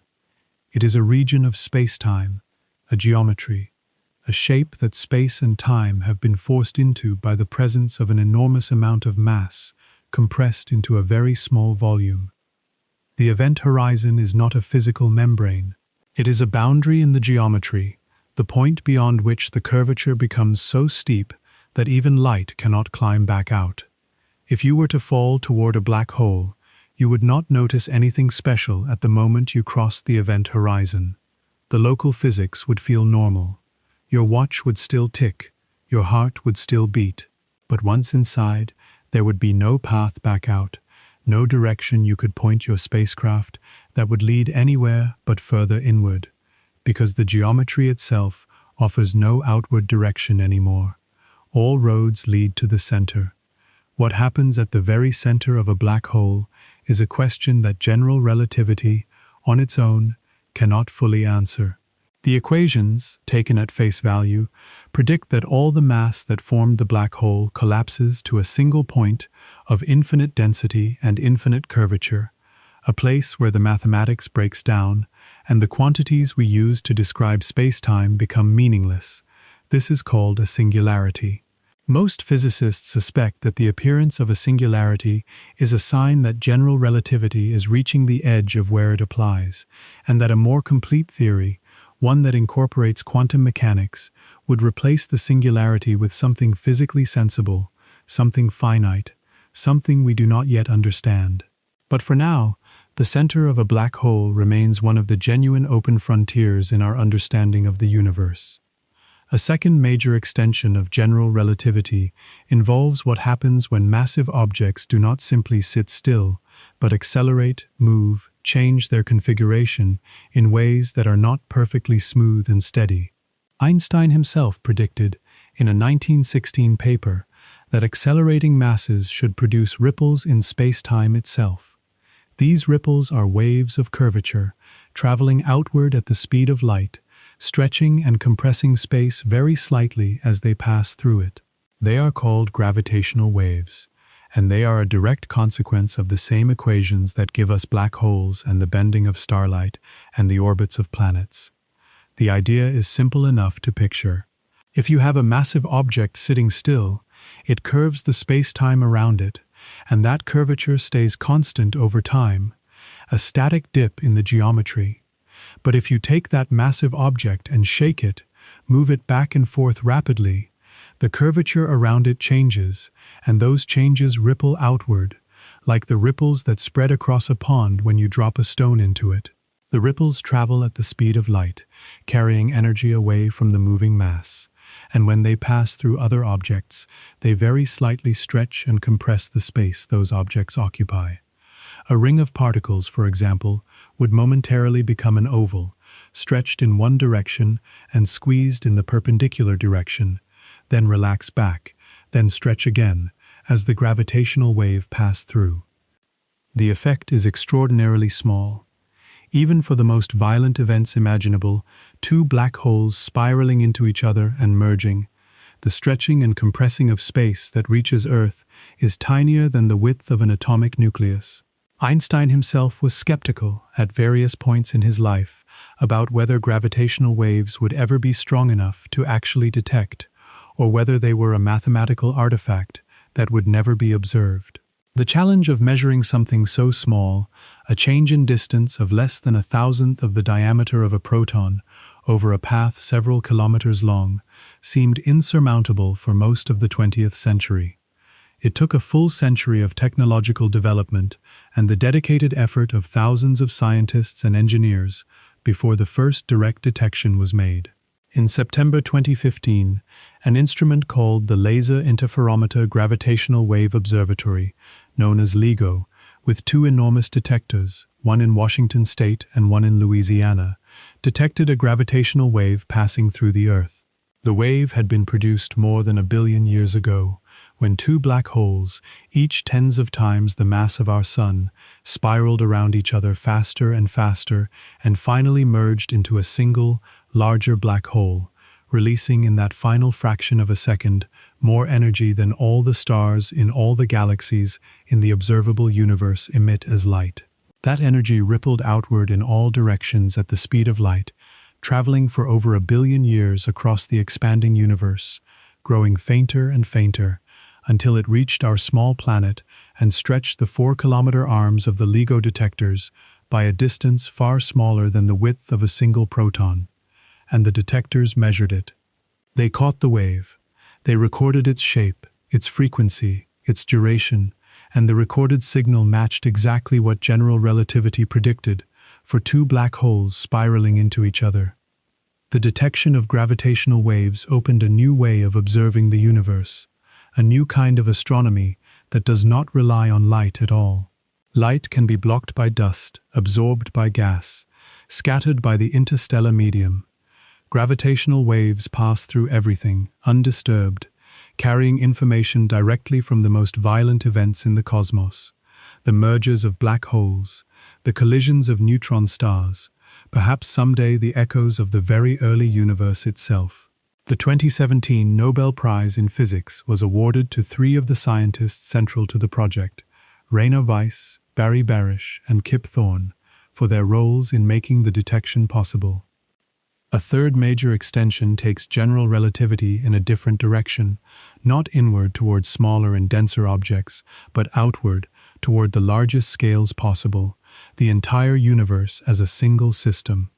In 1917, just 2 years after publishing General Relativity, Einstein applied his own field equations to the cosmos as a whole. He treated all the matter and energy in existence as a kind of uniform fluid, spread out smoothly across the entire universe, and he asked what the overall geometry of such a universe would be, how it would behave, whether it would be static or dynamic, expanding or contracting or sitting still. This was the birth of modern cosmology, the scientific study of the large-scale structure, origin, and evolution of the universe. Einstein's equations, applied this way, suggested that the universe should not be static. It should either be expanding, with galaxies moving away from each other over time, or contracting, with galaxies falling toward each other. The equations did not allow for a universe that simply sat still, balanced and unchanging, for all eternity. This bothered Einstein. At the time, the prevailing assumption among astronomers and physicists was that the universe was static, eternal, unchanging on the largest scales. The idea of an expanding universe, a universe with a beginning, seemed strange and philosophically uncomfortable. So Einstein did something he would later call his greatest blunder. He added an extra term to his equations, a small adjustment called the cosmological constant, whose only purpose was to allow for a static universe, a universe that would neither expand nor contract, but sit in a kind of balanced, eternal equilibrium. The cosmological constant represented a kind of energy inherent to empty space itself, a gentle repulsion that would counteract the gravitational attraction of all the matter in the universe and keep everything in place. Just over a decade later, in 1929, the American astronomer Edwin Hubble, observing distant galaxies from the Mount Wilson Observatory in California, found clear evidence that the universe is not static after all. Galaxies are moving away from us, and more distant galaxies are moving away faster. Exactly the pattern you would expect if the universe as a whole is expanding, with space itself stretching between the galaxies. Einstein reportedly visited Hubble at Mount Wilson and saw the evidence for himself.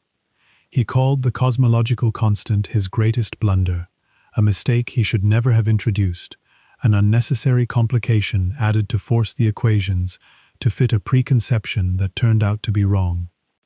But the story of the cosmological constant does not end there, and it has a strange, quiet twist that we will return to later, because the same mathematical term that Einstein introduced for the wrong reason and then rejected has come back, in a different form, to describe one of the deepest mysteries in modern physics, the accelerating expansion of the universe, driven by something we now call dark energy, which seems to behave very much like Einstein's old, discarded cosmological constant.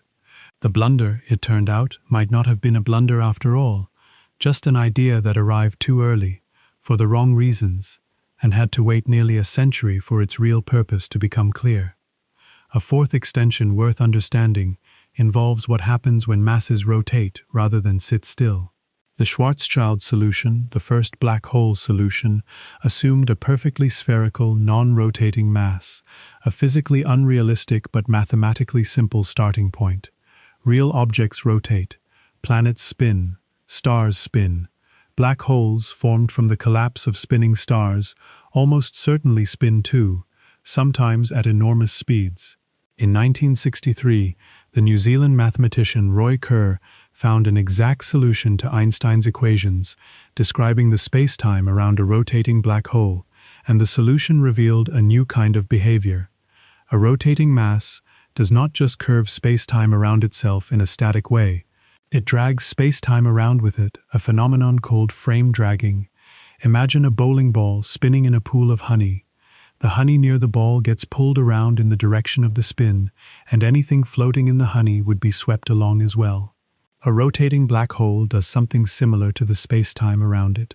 The geometry itself is set into motion, and any object, any particle, even any beam of light passing near the rotating black hole gets swept along in the direction of the rotation, whether it wants to go that way or not. There is a region near a rotating black hole called the ergosphere, where the frame dragging is so strong that nothing can stand still. No object can remain stationary relative to the distant stars, because the spacetime itself is moving too fast beneath it. This effect is not confined to black holes. Any rotating mass drags spacetime around with it, including the Earth. The effect around our planet is extraordinarily subtle, far too small to feel or to notice in ordinary life. But it is real, and it has been measured.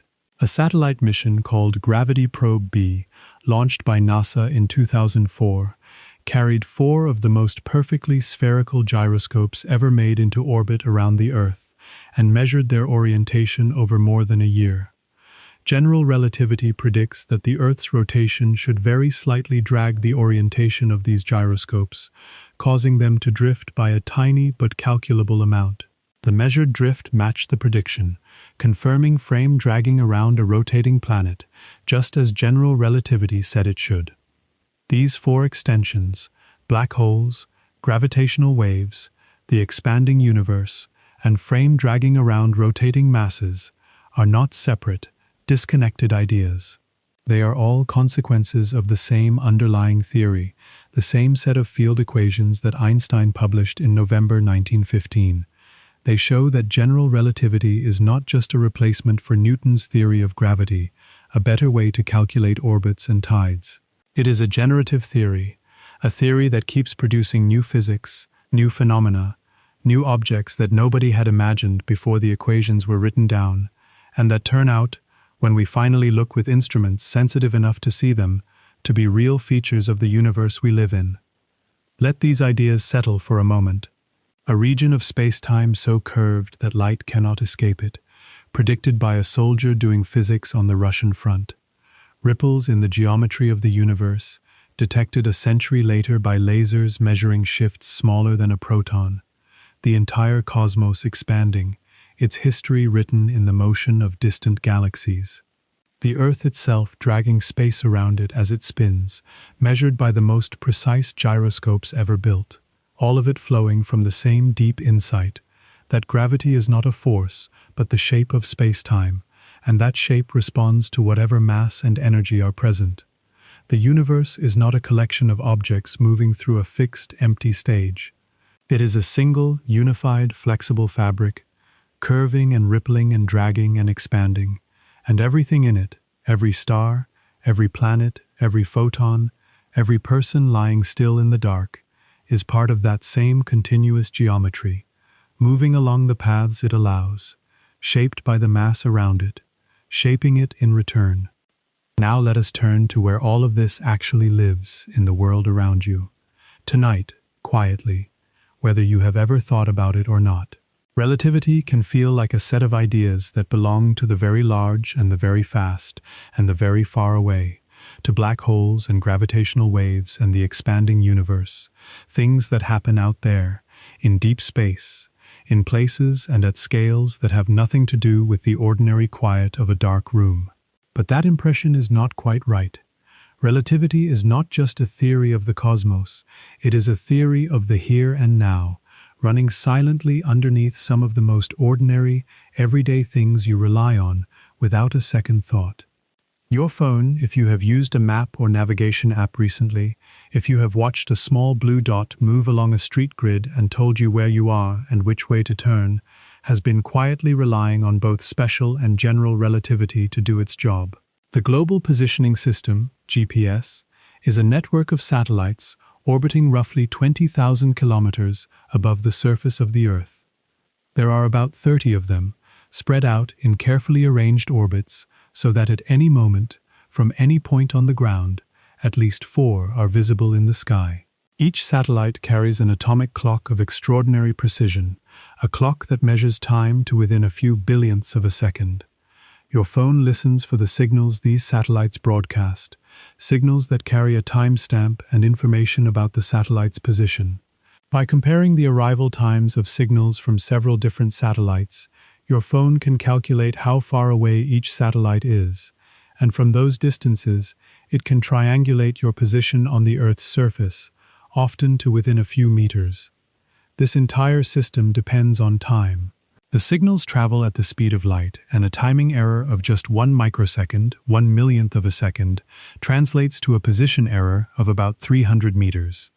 For GPS to work at the level of precision we expect, the clocks on the satellites must be accurate to within a few billionths of a second per day, and they must stay synchronized with each other and with clocks on the ground. This is where relativity enters, because those satellite clocks do not tick at the same rate as identical clocks sitting on the Earth's surface. They are affected by relativity in 2 different ways at once, 2 effects that pull in opposite directions. The first effect comes from special relativity. The satellites are moving, They orbit the Earth at about 14,000 kilometers per hour, which is fast by ordinary standards, and because they are moving relative to a clock on the ground, special relativity says their clocks should run slightly slow.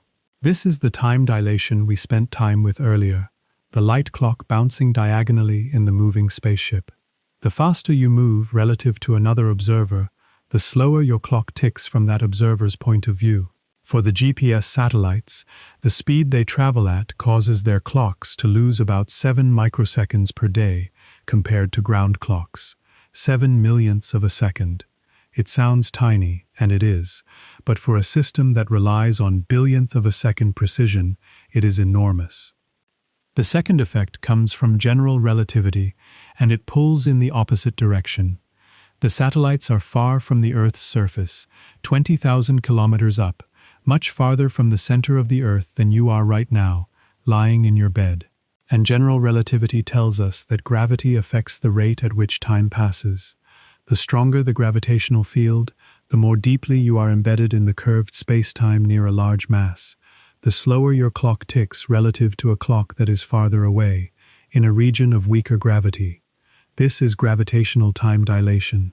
A clock on the ground floor of a building ticks very slightly slower than a clock on the top floor, because the ground floor clock is closer to the Earth's center, deeper in the gravitational well. The effect is minuscule, over a few meters of height, but over 20,000 kilometers of altitude, it becomes measurable. The GPS satellites, sitting high above the Earth in a region of significantly weaker gravity, have their clocks running fast relative to ground clocks. This general relativistic effect adds about 45 microseconds per day. So we have two effects. Special relativity slows the satellite clocks down by about 7 microseconds per day.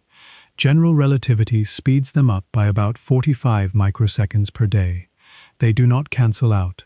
The general relativistic effect is larger, and the net result is that GPS satellite clocks run about 38 microseconds per day faster than identical clocks on the Earth's surface, 38 millionths of a second. That is the difference. It is the amount of time it takes for a beam of light to travel about 11 kilometers. If the engineers who designed and built the GPS system had not accounted for this, had not programmed the satellite's onboard computers to correct for the combined effects of special and general relativity, the position errors would accumulate at a rate of about 10 kilometers per day. After a single day, your phone's blue dot would be 10 kilometers away from where you actually are. After a week, it would be useless.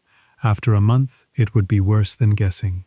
The entire global navigation system, the network of satellites and receivers and software that guides ships across oceans and plains through clouds and cars through unfamiliar cities, and you, right now, to the nearest coffee shop, all of it would fail, quietly and completely, within hours. But it does not fail. It works, day after day, year after year, because the engineers who built it trusted a theory that a patent clerk in Switzerland had worked out 100 years ago. They trusted that time really does run differently depending on how fast you are moving and how deep you are in a gravitational field. They calculated the corrections, built them into the system, and launched the satellites. And the satellites have been confirming relativity ever since, every second of every day, with every position fix they provide. Every time your phone correctly places that small blue dot on a map, every time a navigation app tells you to turn left in 200 meters and you turn left and it is correct, you are quietly, directly, tangibly relying on both special and general relativity being true, and on their having been accounted for with extraordinary precision. There is another, quieter piece of relativity happening in the sky above you, tied not to satellites and atomic clocks, but to particles from deep space, and it provides a different kind of confirmation, a naturally occurring one that requires no engineering at all. The particles are called muons. A muon is a heavier cousin of the electron, unstable, short-lived, created in large numbers when high-energy particles from space, called cosmic rays, slam into the Earth's upper atmosphere. Cosmic rays are mostly protons, the nuclei of hydrogen atoms, traveling at enormous speeds, and when they strike the molecules of air about 15 kilometers up, they produce showers of secondary particles, muons among them. Muons are unstable. Left to themselves, they decay into other particles after an average lifetime of about 2 microseconds, 2 millionths of a second. That is an extremely short time. Even traveling at close to the speed of light, a muon created 15 kilometers up in the atmosphere should only be able to travel about 600 or 700 meters before it decays and disappears. By ordinary Newtonian logic, most muons should never reach the ground. They should decay long before they make it through the full 15 kilometers of atmosphere to the surface of the Earth. But they do reach the ground. Detectors at the Earth's surface register enormous numbers of muons arriving from above, far more than that simple calculation would allow.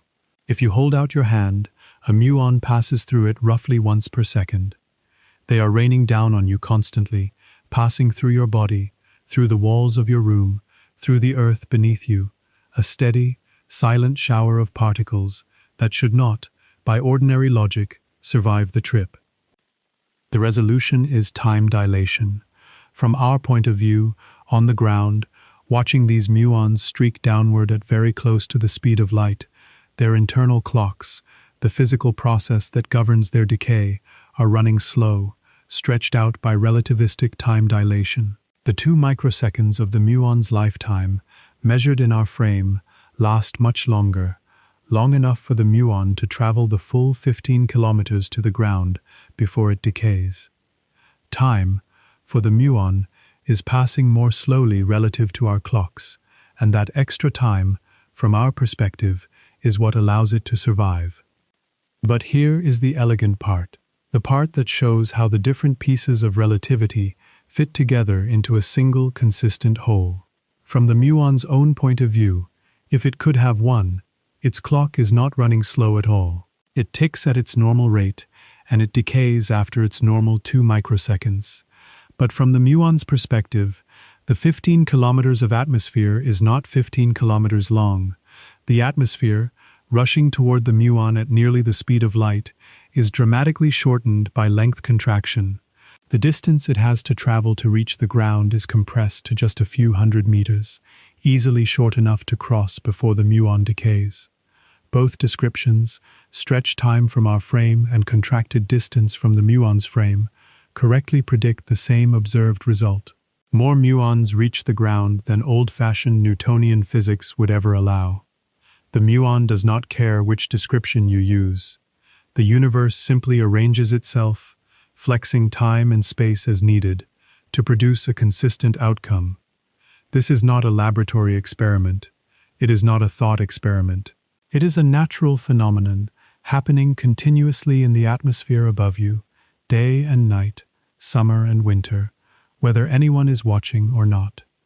The muons arrive, and their arrival is a quiet, ongoing confirmation that time dilation and length contraction are real features of the physical world, not mathematical abstractions.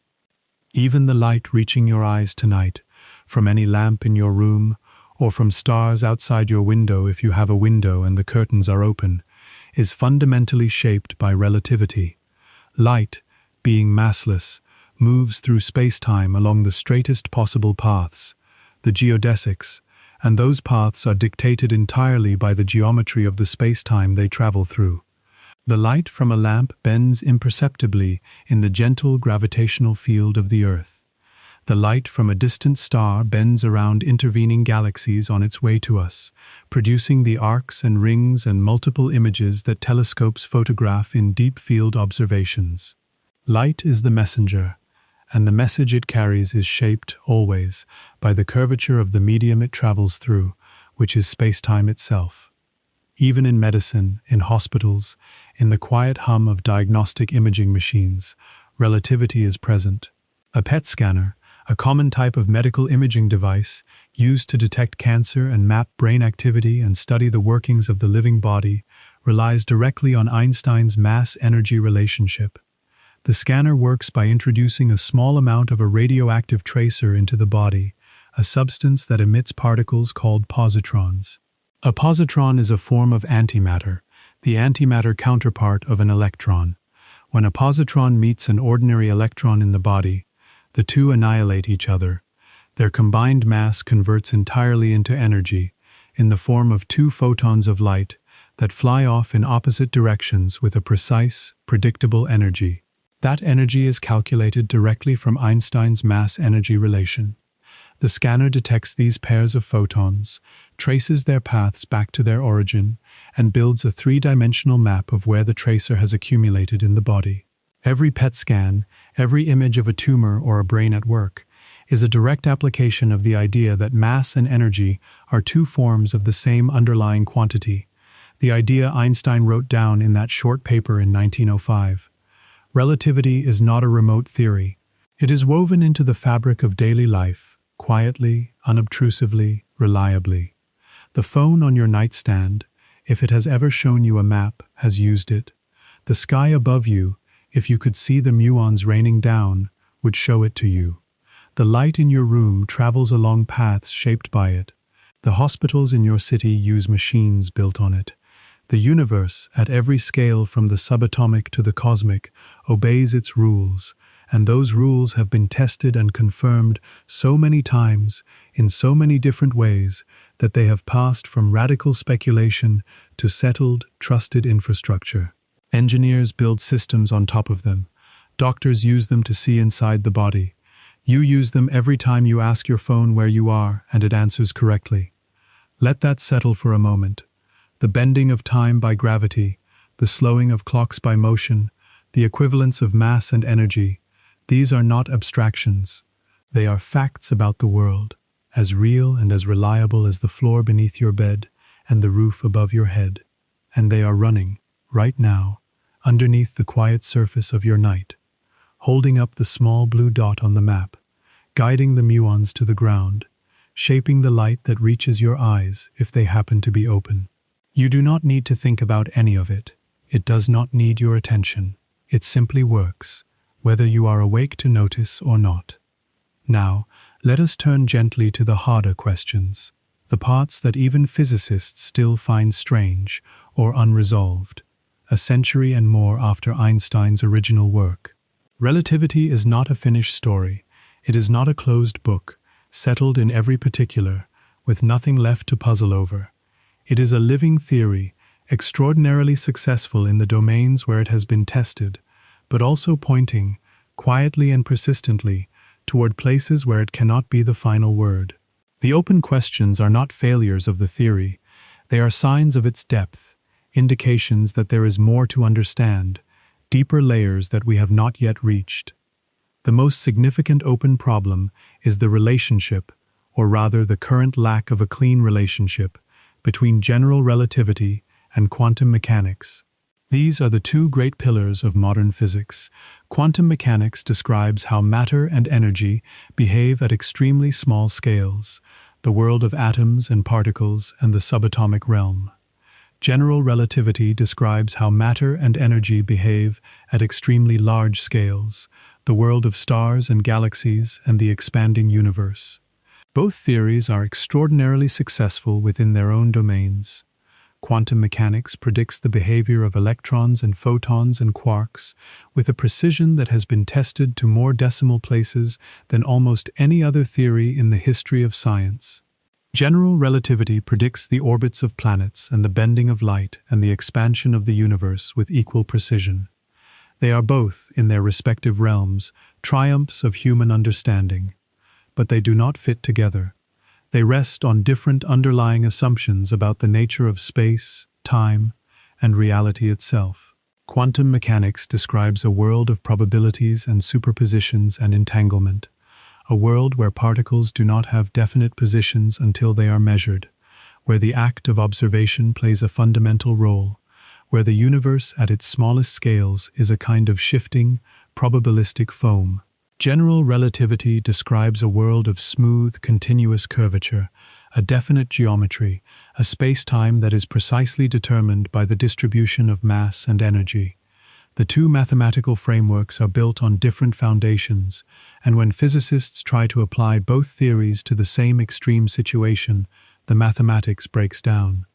The situations where both theories are needed at once are rare in ordinary experience, which is why we can get away with using quantum mechanics for the small and general relativity for the large, and not worrying too much about the gap between them. But there are places in the universe where both theories must apply, where enormous mass and energy are compressed into an extremely small space, where gravity is both very strong and operating at quantum scales. The very center of a black hole is one such place. The very first fraction of a second after the Big Bang is another. In these extreme regimes, the smooth spacetime of general relativity and the probabilistic particle world of quantum mechanics cannot be kept separate. They collide, and when they collide, the mathematics produces nonsense, infinities, quantities that should be finite, but instead blow up to meaningless, unphysical values. Finding a theory that successfully unifies quantum mechanics and general relativity, a theory that describes gravity in the language of quantum physics, is one of the largest unsolved problems in all of science. It is sometimes called the search for a theory of quantum gravity. Such a theory would need to explain how spacetime itself behaves at the smallest scales, whether it is smooth all the way down or whether, like matter and energy, it comes in discrete pieces, quanta, tiny indivisible units of space and time that cannot be divided further. It would need to explain what happens at the center of a black hole, replacing the infinite singularity of general relativity with something physically sensible. It would need to describe the conditions at the very beginning of the universe, the moment when everything we can now see was compressed into a volume far smaller than an atom, a regime where quantum effects and gravitational effects are equally important, and neither can be ignored. There are candidate theories. String theory proposes that the fundamental entities of the universe are not point-like particles, but tiny, vibrating strings, and that one of the vibrational modes of these strings corresponds to the graviton, the hypothetical quantum particle that would carry the gravitational force, just as the photon carries the electromagnetic force. Loop quantum gravity proposes that spacetime itself is made of discrete loops, a kind of network of tiny volumes and areas that give space its structure at the most fundamental level. Both approaches have had successes, intriguing partial results, moments of genuine progress, but neither has yet made a definitive, testable prediction that would confirm it as the correct description of nature. The problem remains open, actively debated, actively researched, one of the great intellectual frontiers of our time. Related to this is the question of what actually happens at the very center of a black hole. According to general relativity's own equations, taken at face value, all the matter that collapses to form a black hole ends up crushed into a single point of infinite density, a point where the curvature of spacetime becomes infinite and the known laws of physics cease to apply. This is called a singularity. But most physicists do not believe that a literal infinity exists at the center of a black hole. An infinity in a physical theory is usually a sign that the theory has been pushed beyond its limits, that it is being asked a question it was not designed to answer. Just as Newton's theory of gravity worked beautifully for ordinary situations, but gave wrong answers when pushed to extreme speeds and strong fields, general relativity may work beautifully for ordinary gravitational situations, but give wrong answers when pushed to the extreme center of a black hole. What actually replaces the singularity is unknown. It may be that quantum effects become dominant at very small scales and prevent the formation of a true singularity, smearing it out into something finite, something that does not break the mathematics.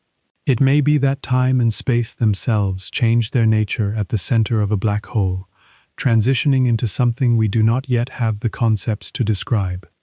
It may be that the question itself is ill-posed, that the interior of a black hole is not, in some deep sense, a place at all, but a boundary where our usual notions of place and time lose their meaning. These are not settled answers. They are open possibilities, directions of thought, and the center of a black hole remains one of the genuine mysteries that general relativity has handed down to the future. There is also the strange return of the cosmological constant, the term that Einstein added to his equations in 1917 to allow for a static universe, and then called his greatest blunder when Edwin Hubble showed that the universe is expanding. The story of the cosmological constant is one of the quiet surprises in the history of physics, a case where an idea that seemed wrong, introduced for the wrong reasons, turned out, decades later, to be needed after all, for a completely different purpose that nobody at the time could have anticipated. In the late 1990s, two independent teams of astronomers were studying distant exploding stars called Type Ia supernovae. These supernovae are useful because they all explode with roughly the same intrinsic brightness, making them what astronomers call standard candles, objects whose true brightness is known, so that their apparent brightness as seen from Earth reveals how far away they are. By measuring the distances and speeds of these supernovae in distant galaxies, the teams were trying to measure how the expansion of the universe has changed over time. The prevailing expectation was that the expansion should be slowing down. The gravity of all the matter in the universe, all the galaxies and stars and gas and dust and dark matter, should be pulling everything back together, gradually breaking the expansion that began with the Big Bang. What the teams found was the opposite. The expansion of the universe is not slowing down. It is speeding up. The most distant supernovae were fainter than expected, meaning they were farther away than they should be in a universe whose expansion is decelerating. Something is pushing the universe apart, counteracting the pull of gravity on the largest scales, causing the expansion to accelerate rather than coast or slow. This result earned the 2011 Nobel Prize in Physics for Saul Perlmutter, Brian Schmidt, and Adam Rees, the leaders of the two teams. Physicists now call the cause of this acceleration dark energy. The name is a placeholder. It describes what the thing does. It makes the expansion speed up, without saying what the thing actually is.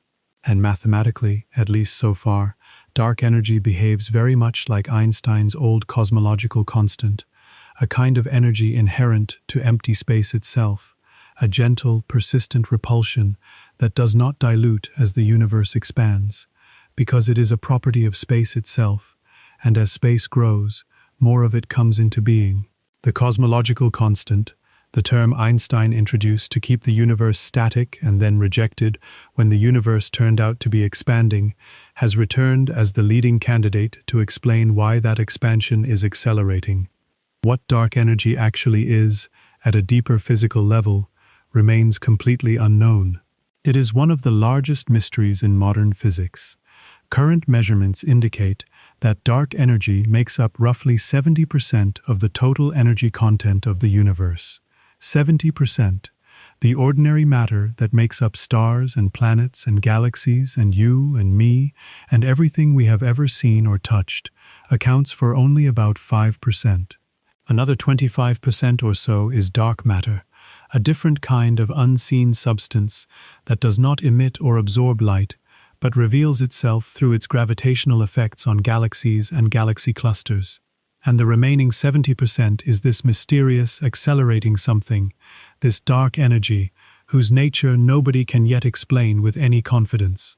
The cosmological constant may be the right mathematical description of it, but what it actually is, why it has the value it has, why it is so much smaller than naive quantum mechanical estimates would suggest, all of that remains open, unsettled, a question waiting for a deeper theory to answer. And then there is a stranger, quieter open question, one that circles back to something we touched on earlier tonight, the relativity of simultaneity, and what it implies about the nature of the past, present, and future. If simultaneity is relative, if different observers moving at different velocities can genuinely disagree about which events happen at the same time, then what does that mean for the flow of time itself, for the distinction between the past that is fixed and gone, the present that is happening now, and the future that is not yet real? Some physicists and philosophers of physics have argued that relativity suggests something called the block universe view. In this picture, past, present, and future are all equally real, equally existing, laid out together as a single four-dimensional block of spacetime. The flow of time, the sense we have that the present moment is special, that the past is gone and the future is not yet here, would be, in this view, a feature of our subjective experience rather than a fundamental feature of reality itself. Just as all points in space exist, even though you can only be in one place at a time, all moments in time would exist, even though you can only experience them sequentially. The universe would be a solid, unchanging four-dimensional structure, and your life, from birth to death, would be a kind of thread running through it, with every moment of that thread equally present from the four-dimensional perspective.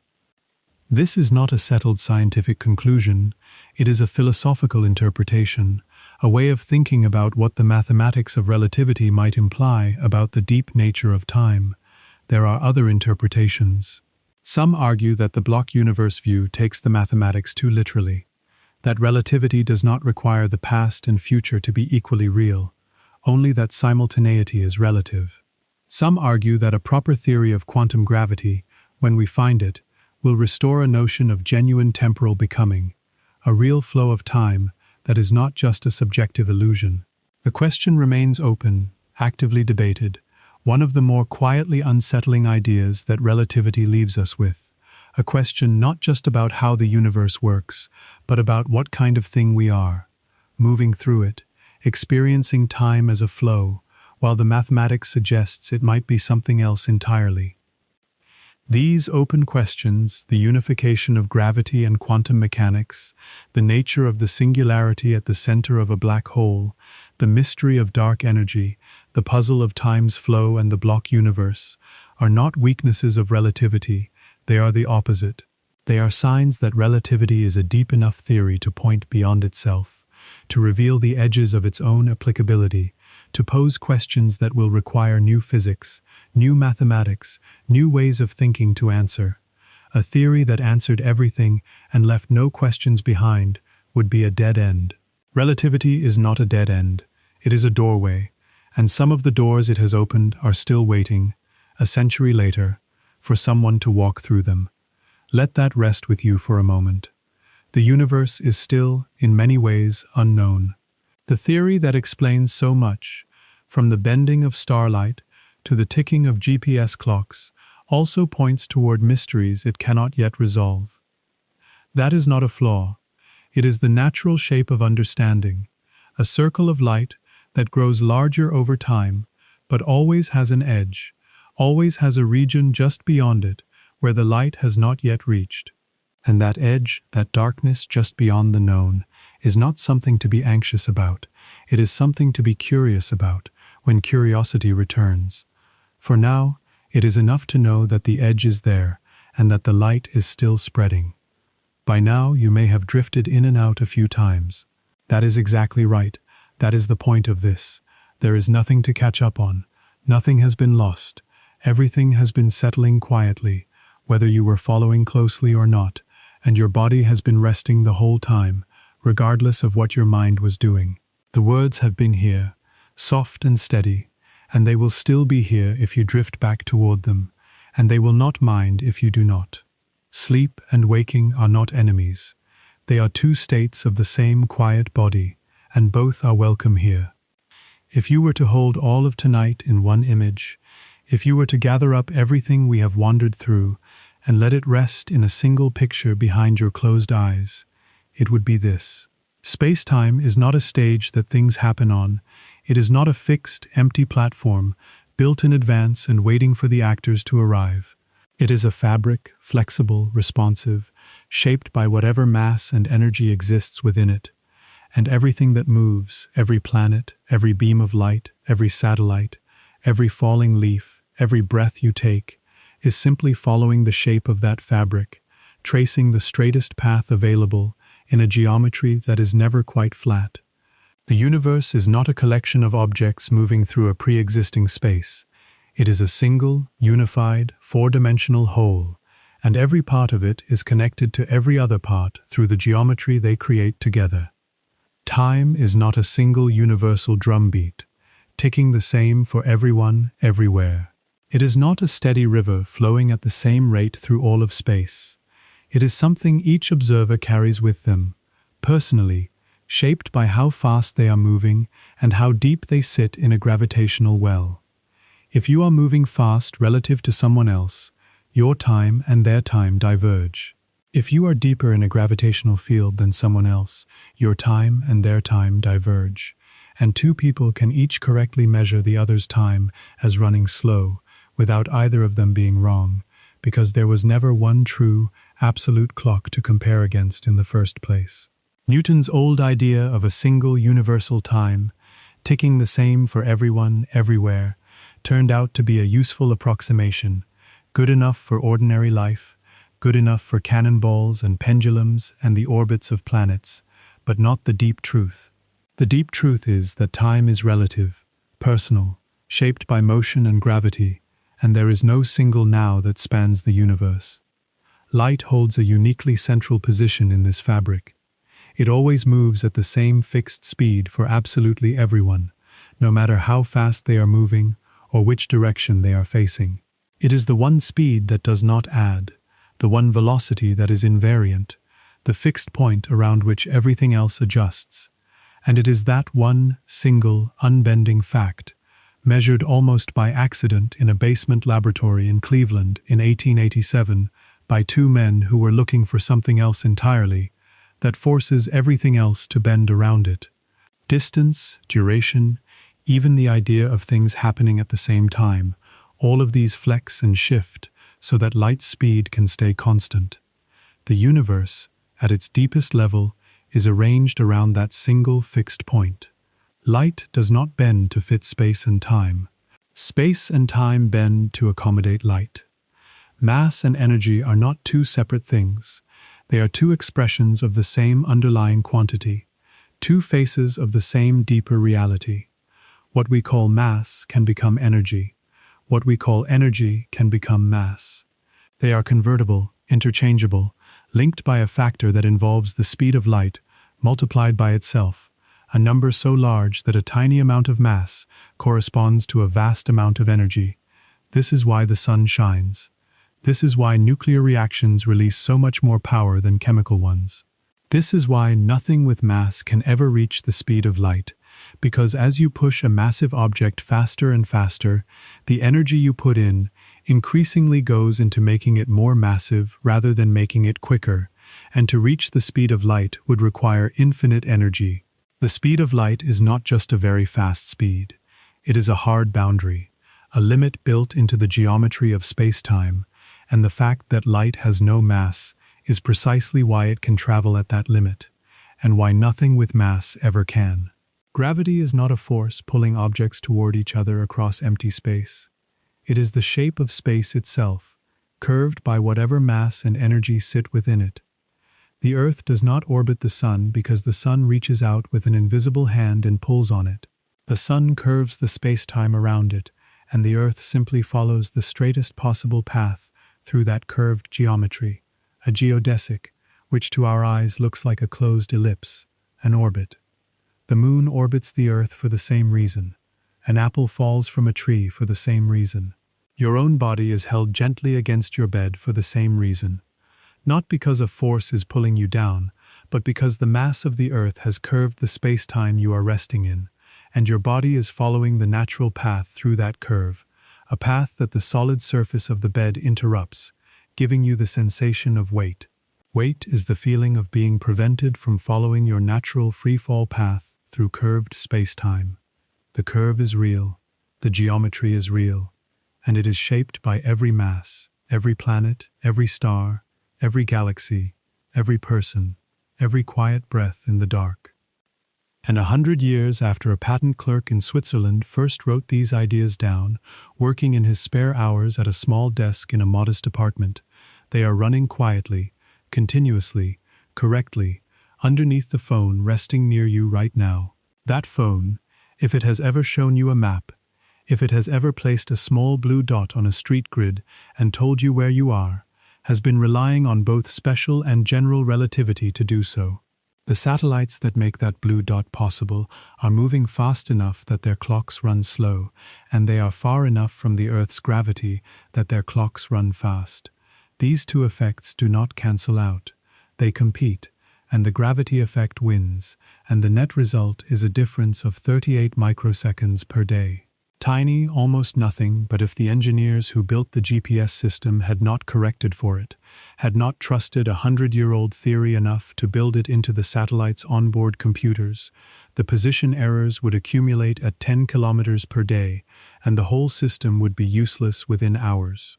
Every time that blue dot appears correctly on your screen, you are receiving a quiet confirmation that relativity is true, that time really does bend with speed and gravity, that the universe really does work in this strange, beautiful, verified way. So here you are, lying still, in a room that is itself embedded in a very gentle curve of spacetime, caused by the mass of the entire Earth beneath you. The Earth is pulling on you, not through some invisible reaching force, but through the simple shape of the space you are resting in.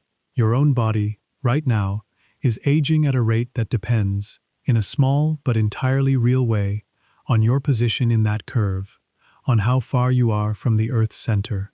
If you are on an upper floor of your building, you are aging very slightly faster than someone on the ground floor, because you are farther from the center of the Earth, in a region of weaker gravitational curvature, and time runs faster where gravity is weaker. The difference is so small it will never matter to your life, too tiny to measure without atomic clocks, but it is real.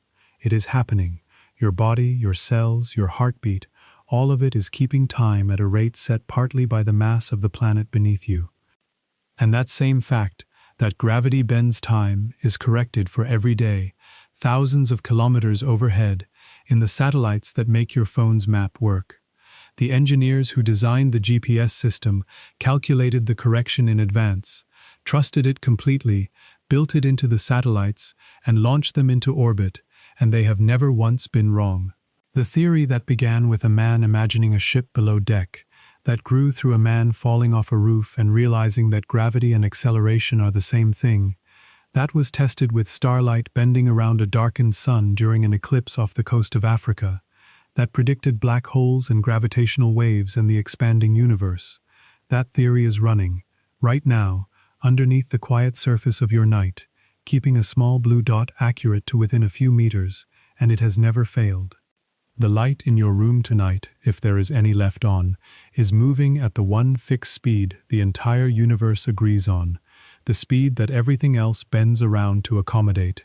If your eyes are closed, the light is brushing against your eyelids, and the photons that make it up are traveling along paths shaped by the gentle curvature of the space-time around the Earth. Light, massless, always moving at the maximum possible speed, always taking the straightest available path through whatever geometry it finds itself in. The light from a lamp, the light from a screen, the light from a star outside your window if the curtains are open and the sky is clear, all of it obeying the same rules, all of it part of the same fabric. There is nothing left to understand tonight that you need to hold on to. The ideas have been here, and they will still be here, and they do not require you to remember them. The universe will keep curving gently around whatever mass is in it, whether you are awake to think about it or not. The satellites will keep orbiting, their clocks corrected for relativity, their signals arriving precisely on time. The muons will keep raining down from the upper atmosphere, their short lives stretched by time dilation, reaching the ground in numbers that Newton would not have predicted. The black holes will keep spinning at the centers of galaxies, dragging space-time around with them. The gravitational waves will keep passing through the Earth, stretching and compressing it by distances smaller than a proton, silent ripples from ancient collisions in distant parts of the cosmos.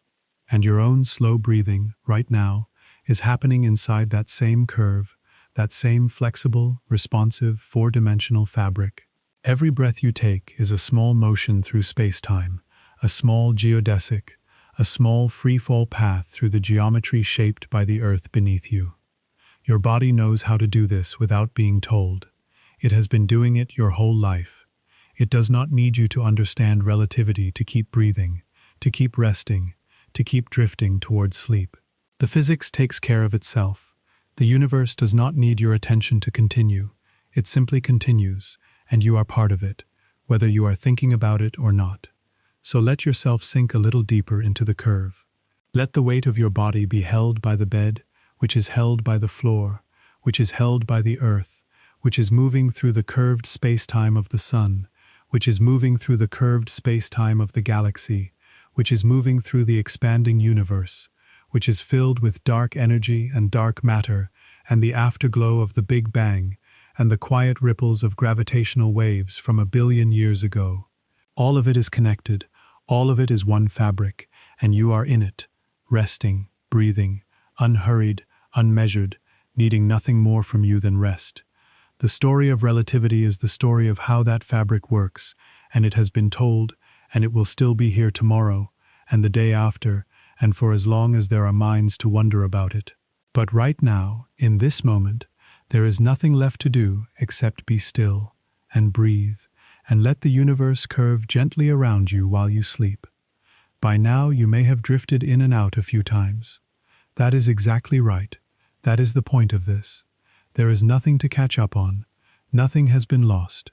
Everything has been settling quietly, whether you were following closely or not, and your body has been resting the whole time, regardless of what your mind was doing. The words have been here, soft and steady, and they will still be here if you drift back toward them, and they will not mind if you do not. Sleep and waking are not opponents. They are two states of the same quiet body, and both are welcome here. If you were to hold all of tonight in one image, if you were to gather up everything we have wandered through and let it rest in a single picture behind your closed eyes, it would be this. Space-time is not a stage that things happen on. It is not a fixed, empty platform, built in advance and waiting for the actors to arrive. It is a fabric, flexible, responsive, shaped by whatever mass and energy exists within it. And everything that moves, every planet, every beam of light, every satellite, every falling leaf, every slow breath you take, is simply following the shape of that fabric, tracing the straightest path available in a geometry that is never quite flat. The universe is not a collection of separate objects moving through a pre-existing space. It is a single, unified, four-dimensional whole, and every part of it is connected to every other part through the geometry they create together. Time is not a single universal drumbeat, ticking the same for everyone, everywhere. It is not a steady river flowing at the same rate through all of space. It is something each observer carries with them, personally, shaped by how fast they are moving and how deep they sit in a gravitational well. If you are moving fast relative to someone else, your time and their time diverge. If you are deeper in a gravitational field than someone else, your time and their time diverge. And two people can each correctly measure the other's time as running slow, without either of them being wrong, because there was never one true, absolute clock to compare against in the first place. Newton's old idea of a single universal time, ticking the same for everyone, everywhere, turned out to be a useful approximation, good enough for ordinary life, good enough for cannonballs and pendulums and the orbits of planets, but not the deep truth. The deep truth is that time is relative, personal, shaped by motion and gravity, and there is no single now that spans the universe. Light holds a uniquely central position in this fabric.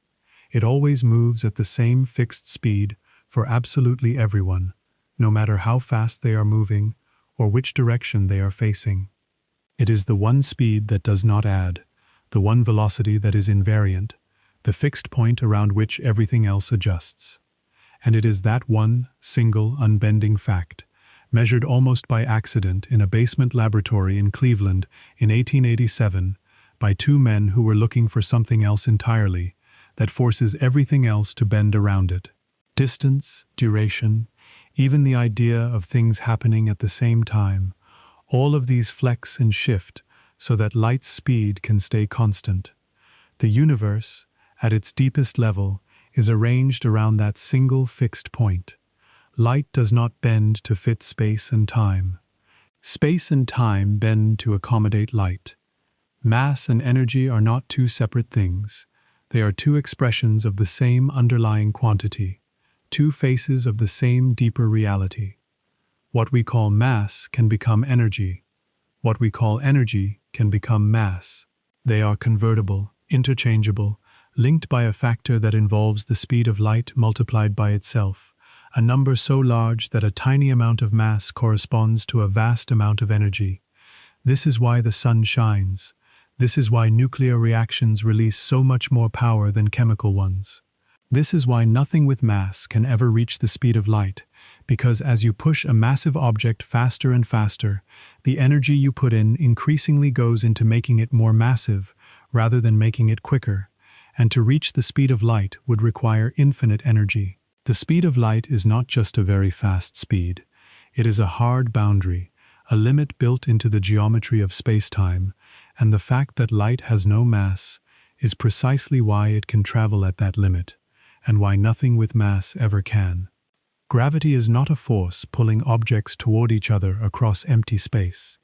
It is the shape of space itself, curved by whatever mass and energy sit within it. The Earth does not orbit the Sun because the Sun reaches out with an invisible hand and pulls on it. The Sun curves the space-time around it, and the Earth simply follows the straightest possible path through that curved geometry, a geodesic, which to our eyes looks like a closed ellipse, an orbit. The Moon orbits the Earth for the same reason. An apple falls from a tree for the same reason. Your own body is held gently against your bed for the same reason, not because a force is pulling you down, but because the mass of the Earth has curved the space-time you are resting in, and your body is following the natural path through that curve, a path that the solid surface of the bed interrupts, giving you the sensation of weight. Weight is the feeling of being prevented from following your natural free-fall path through curved space-time. The curve is real, the geometry is real, and it is shaped by every mass, every planet, every star, every galaxy, every person, every quiet breath in the dark. And 100 years after a patent clerk in Switzerland first wrote these ideas down, working in his spare hours at a small desk in a modest apartment, they are running quietly, continuously, correctly, underneath the phone resting near you right now. That phone, if it has ever shown you a map, if it has ever placed a small blue dot on a street grid and told you where you are, has been relying on both special and general relativity to do so.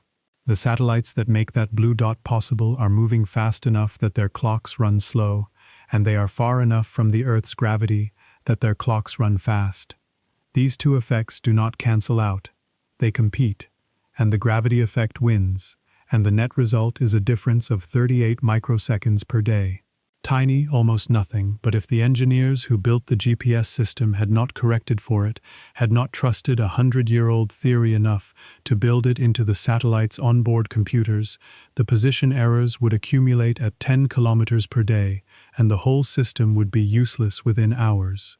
Every time that blue dot appears correctly on your screen, you are receiving a quiet confirmation that relativity is true, that time really does bend with speed and gravity, that the universe really does work in this strange, beautiful, verified way. So here you are, lying still, in a room that is itself embedded in a very gentle curve of space-time, caused by the mass of the entire Earth beneath you. The Earth is holding you, not through some invisible reaching force, but through the simple shape of the space you are resting in. Your own body, right now, is aging at a rate that depends, in a small but entirely real way, on your position in that curve, on how far you are from the Earth's center. If you are on an upper floor of your building, you are aging very slightly faster than someone on the ground floor, because you are farther from the center of the Earth, in a region of weaker gravitational curvature, and time runs faster where gravity is weaker. The difference is so small it will never matter to your life, too tiny to measure without atomic clocks, but it is real. It is happening. Your body, your cells, your heartbeat, all of it is keeping time at a rate set partly by the mass of the planet beneath you. And that same fact, that gravity bends time, is corrected for every day, thousands of kilometers overhead, in the satellites that make your phone's map work. The engineers who designed the GPS system calculated the correction in advance, trusted it completely, built it into the satellites, and launched them into orbit, and they have never once been wrong. The theory that began with a man imagining a ship below deck, that grew through a man falling off a roof and realizing that gravity and acceleration are the same thing, that was tested with starlight bending around a darkened sun during an eclipse off the coast of Africa, that predicted black holes and gravitational waves and the expanding universe.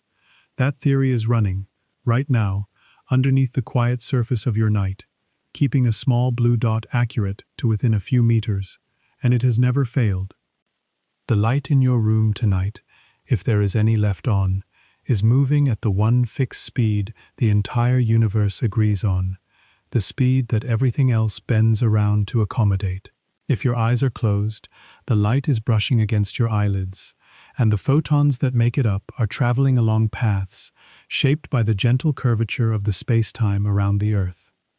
Light, massless, always moving at the maximum possible speed, always taking the straightest available path through whatever geometry it finds itself in.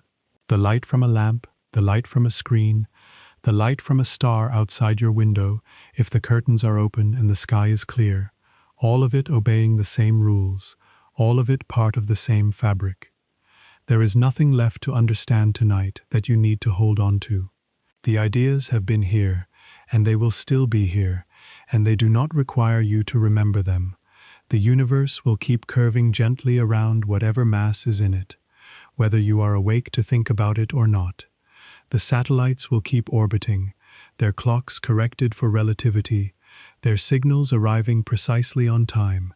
The muons will keep raining down from the upper atmosphere, their short lives stretched by time dilation, reaching the ground in numbers that Newton would not have predicted. The black holes will keep spinning at the centers of galaxies, dragging space-time around with them. The gravitational waves will keep passing through the Earth, stretching and compressing it by distances smaller than a proton, silent ripples from ancient collisions in distant parts of the cosmos. And your own slow breathing, right now, is happening inside that same curve, that same flexible, responsive, four-dimensional fabric. Every breath you take is a small motion through space-time, a small geodesic, a small free-fall path through the geometry shaped by the Earth beneath you. Your body knows how to do this without being told. It has been doing it your whole life. It does not need you to understand relativity to keep breathing, to keep resting, to keep drifting towards sleep. The physics takes care of itself. The universe does not need your attention to continue. It simply continues, and you are part of it, whether you are thinking about it or not. So let yourself sink a little deeper into the curve. Let the weight of your body be held by the bed, which is held by the floor, which is held by the Earth, which is moving through the curved space-time of the sun, which is moving through the curved space-time of the galaxy, which is moving through the expanding universe, which is filled with dark energy and dark matter and the afterglow of the Big Bang and the quiet ripples of gravitational waves from collisions that happened 1 billion years ago. All of it is connected, all of it is one fabric, and you are in it, resting, breathing, unhurried, unmeasured, needing nothing more from you than rest. The story of relativity is the story of how that fabric works, and it has been told, and it will still be here tomorrow, and the day after, and for as long as there are minds to wonder about it. But right now, in this moment, there is nothing left to do except be still, and breathe, and let the universe curve gently around you while you sleep. The Earth will keep spinning, the satellites will keep orbiting, the muons will keep falling. The light from distant stars will keep traveling across the curved space-time of the cosmos, bent by galaxies and clusters of galaxies, arriving at this small planet after journeys of millions or billions of years. And you will be here, resting, part of it all, held by the same geometry that holds the planets in their orbits and the stars in their courses, needing nothing more than to let go, to drift, to rest in the quiet curve of the night.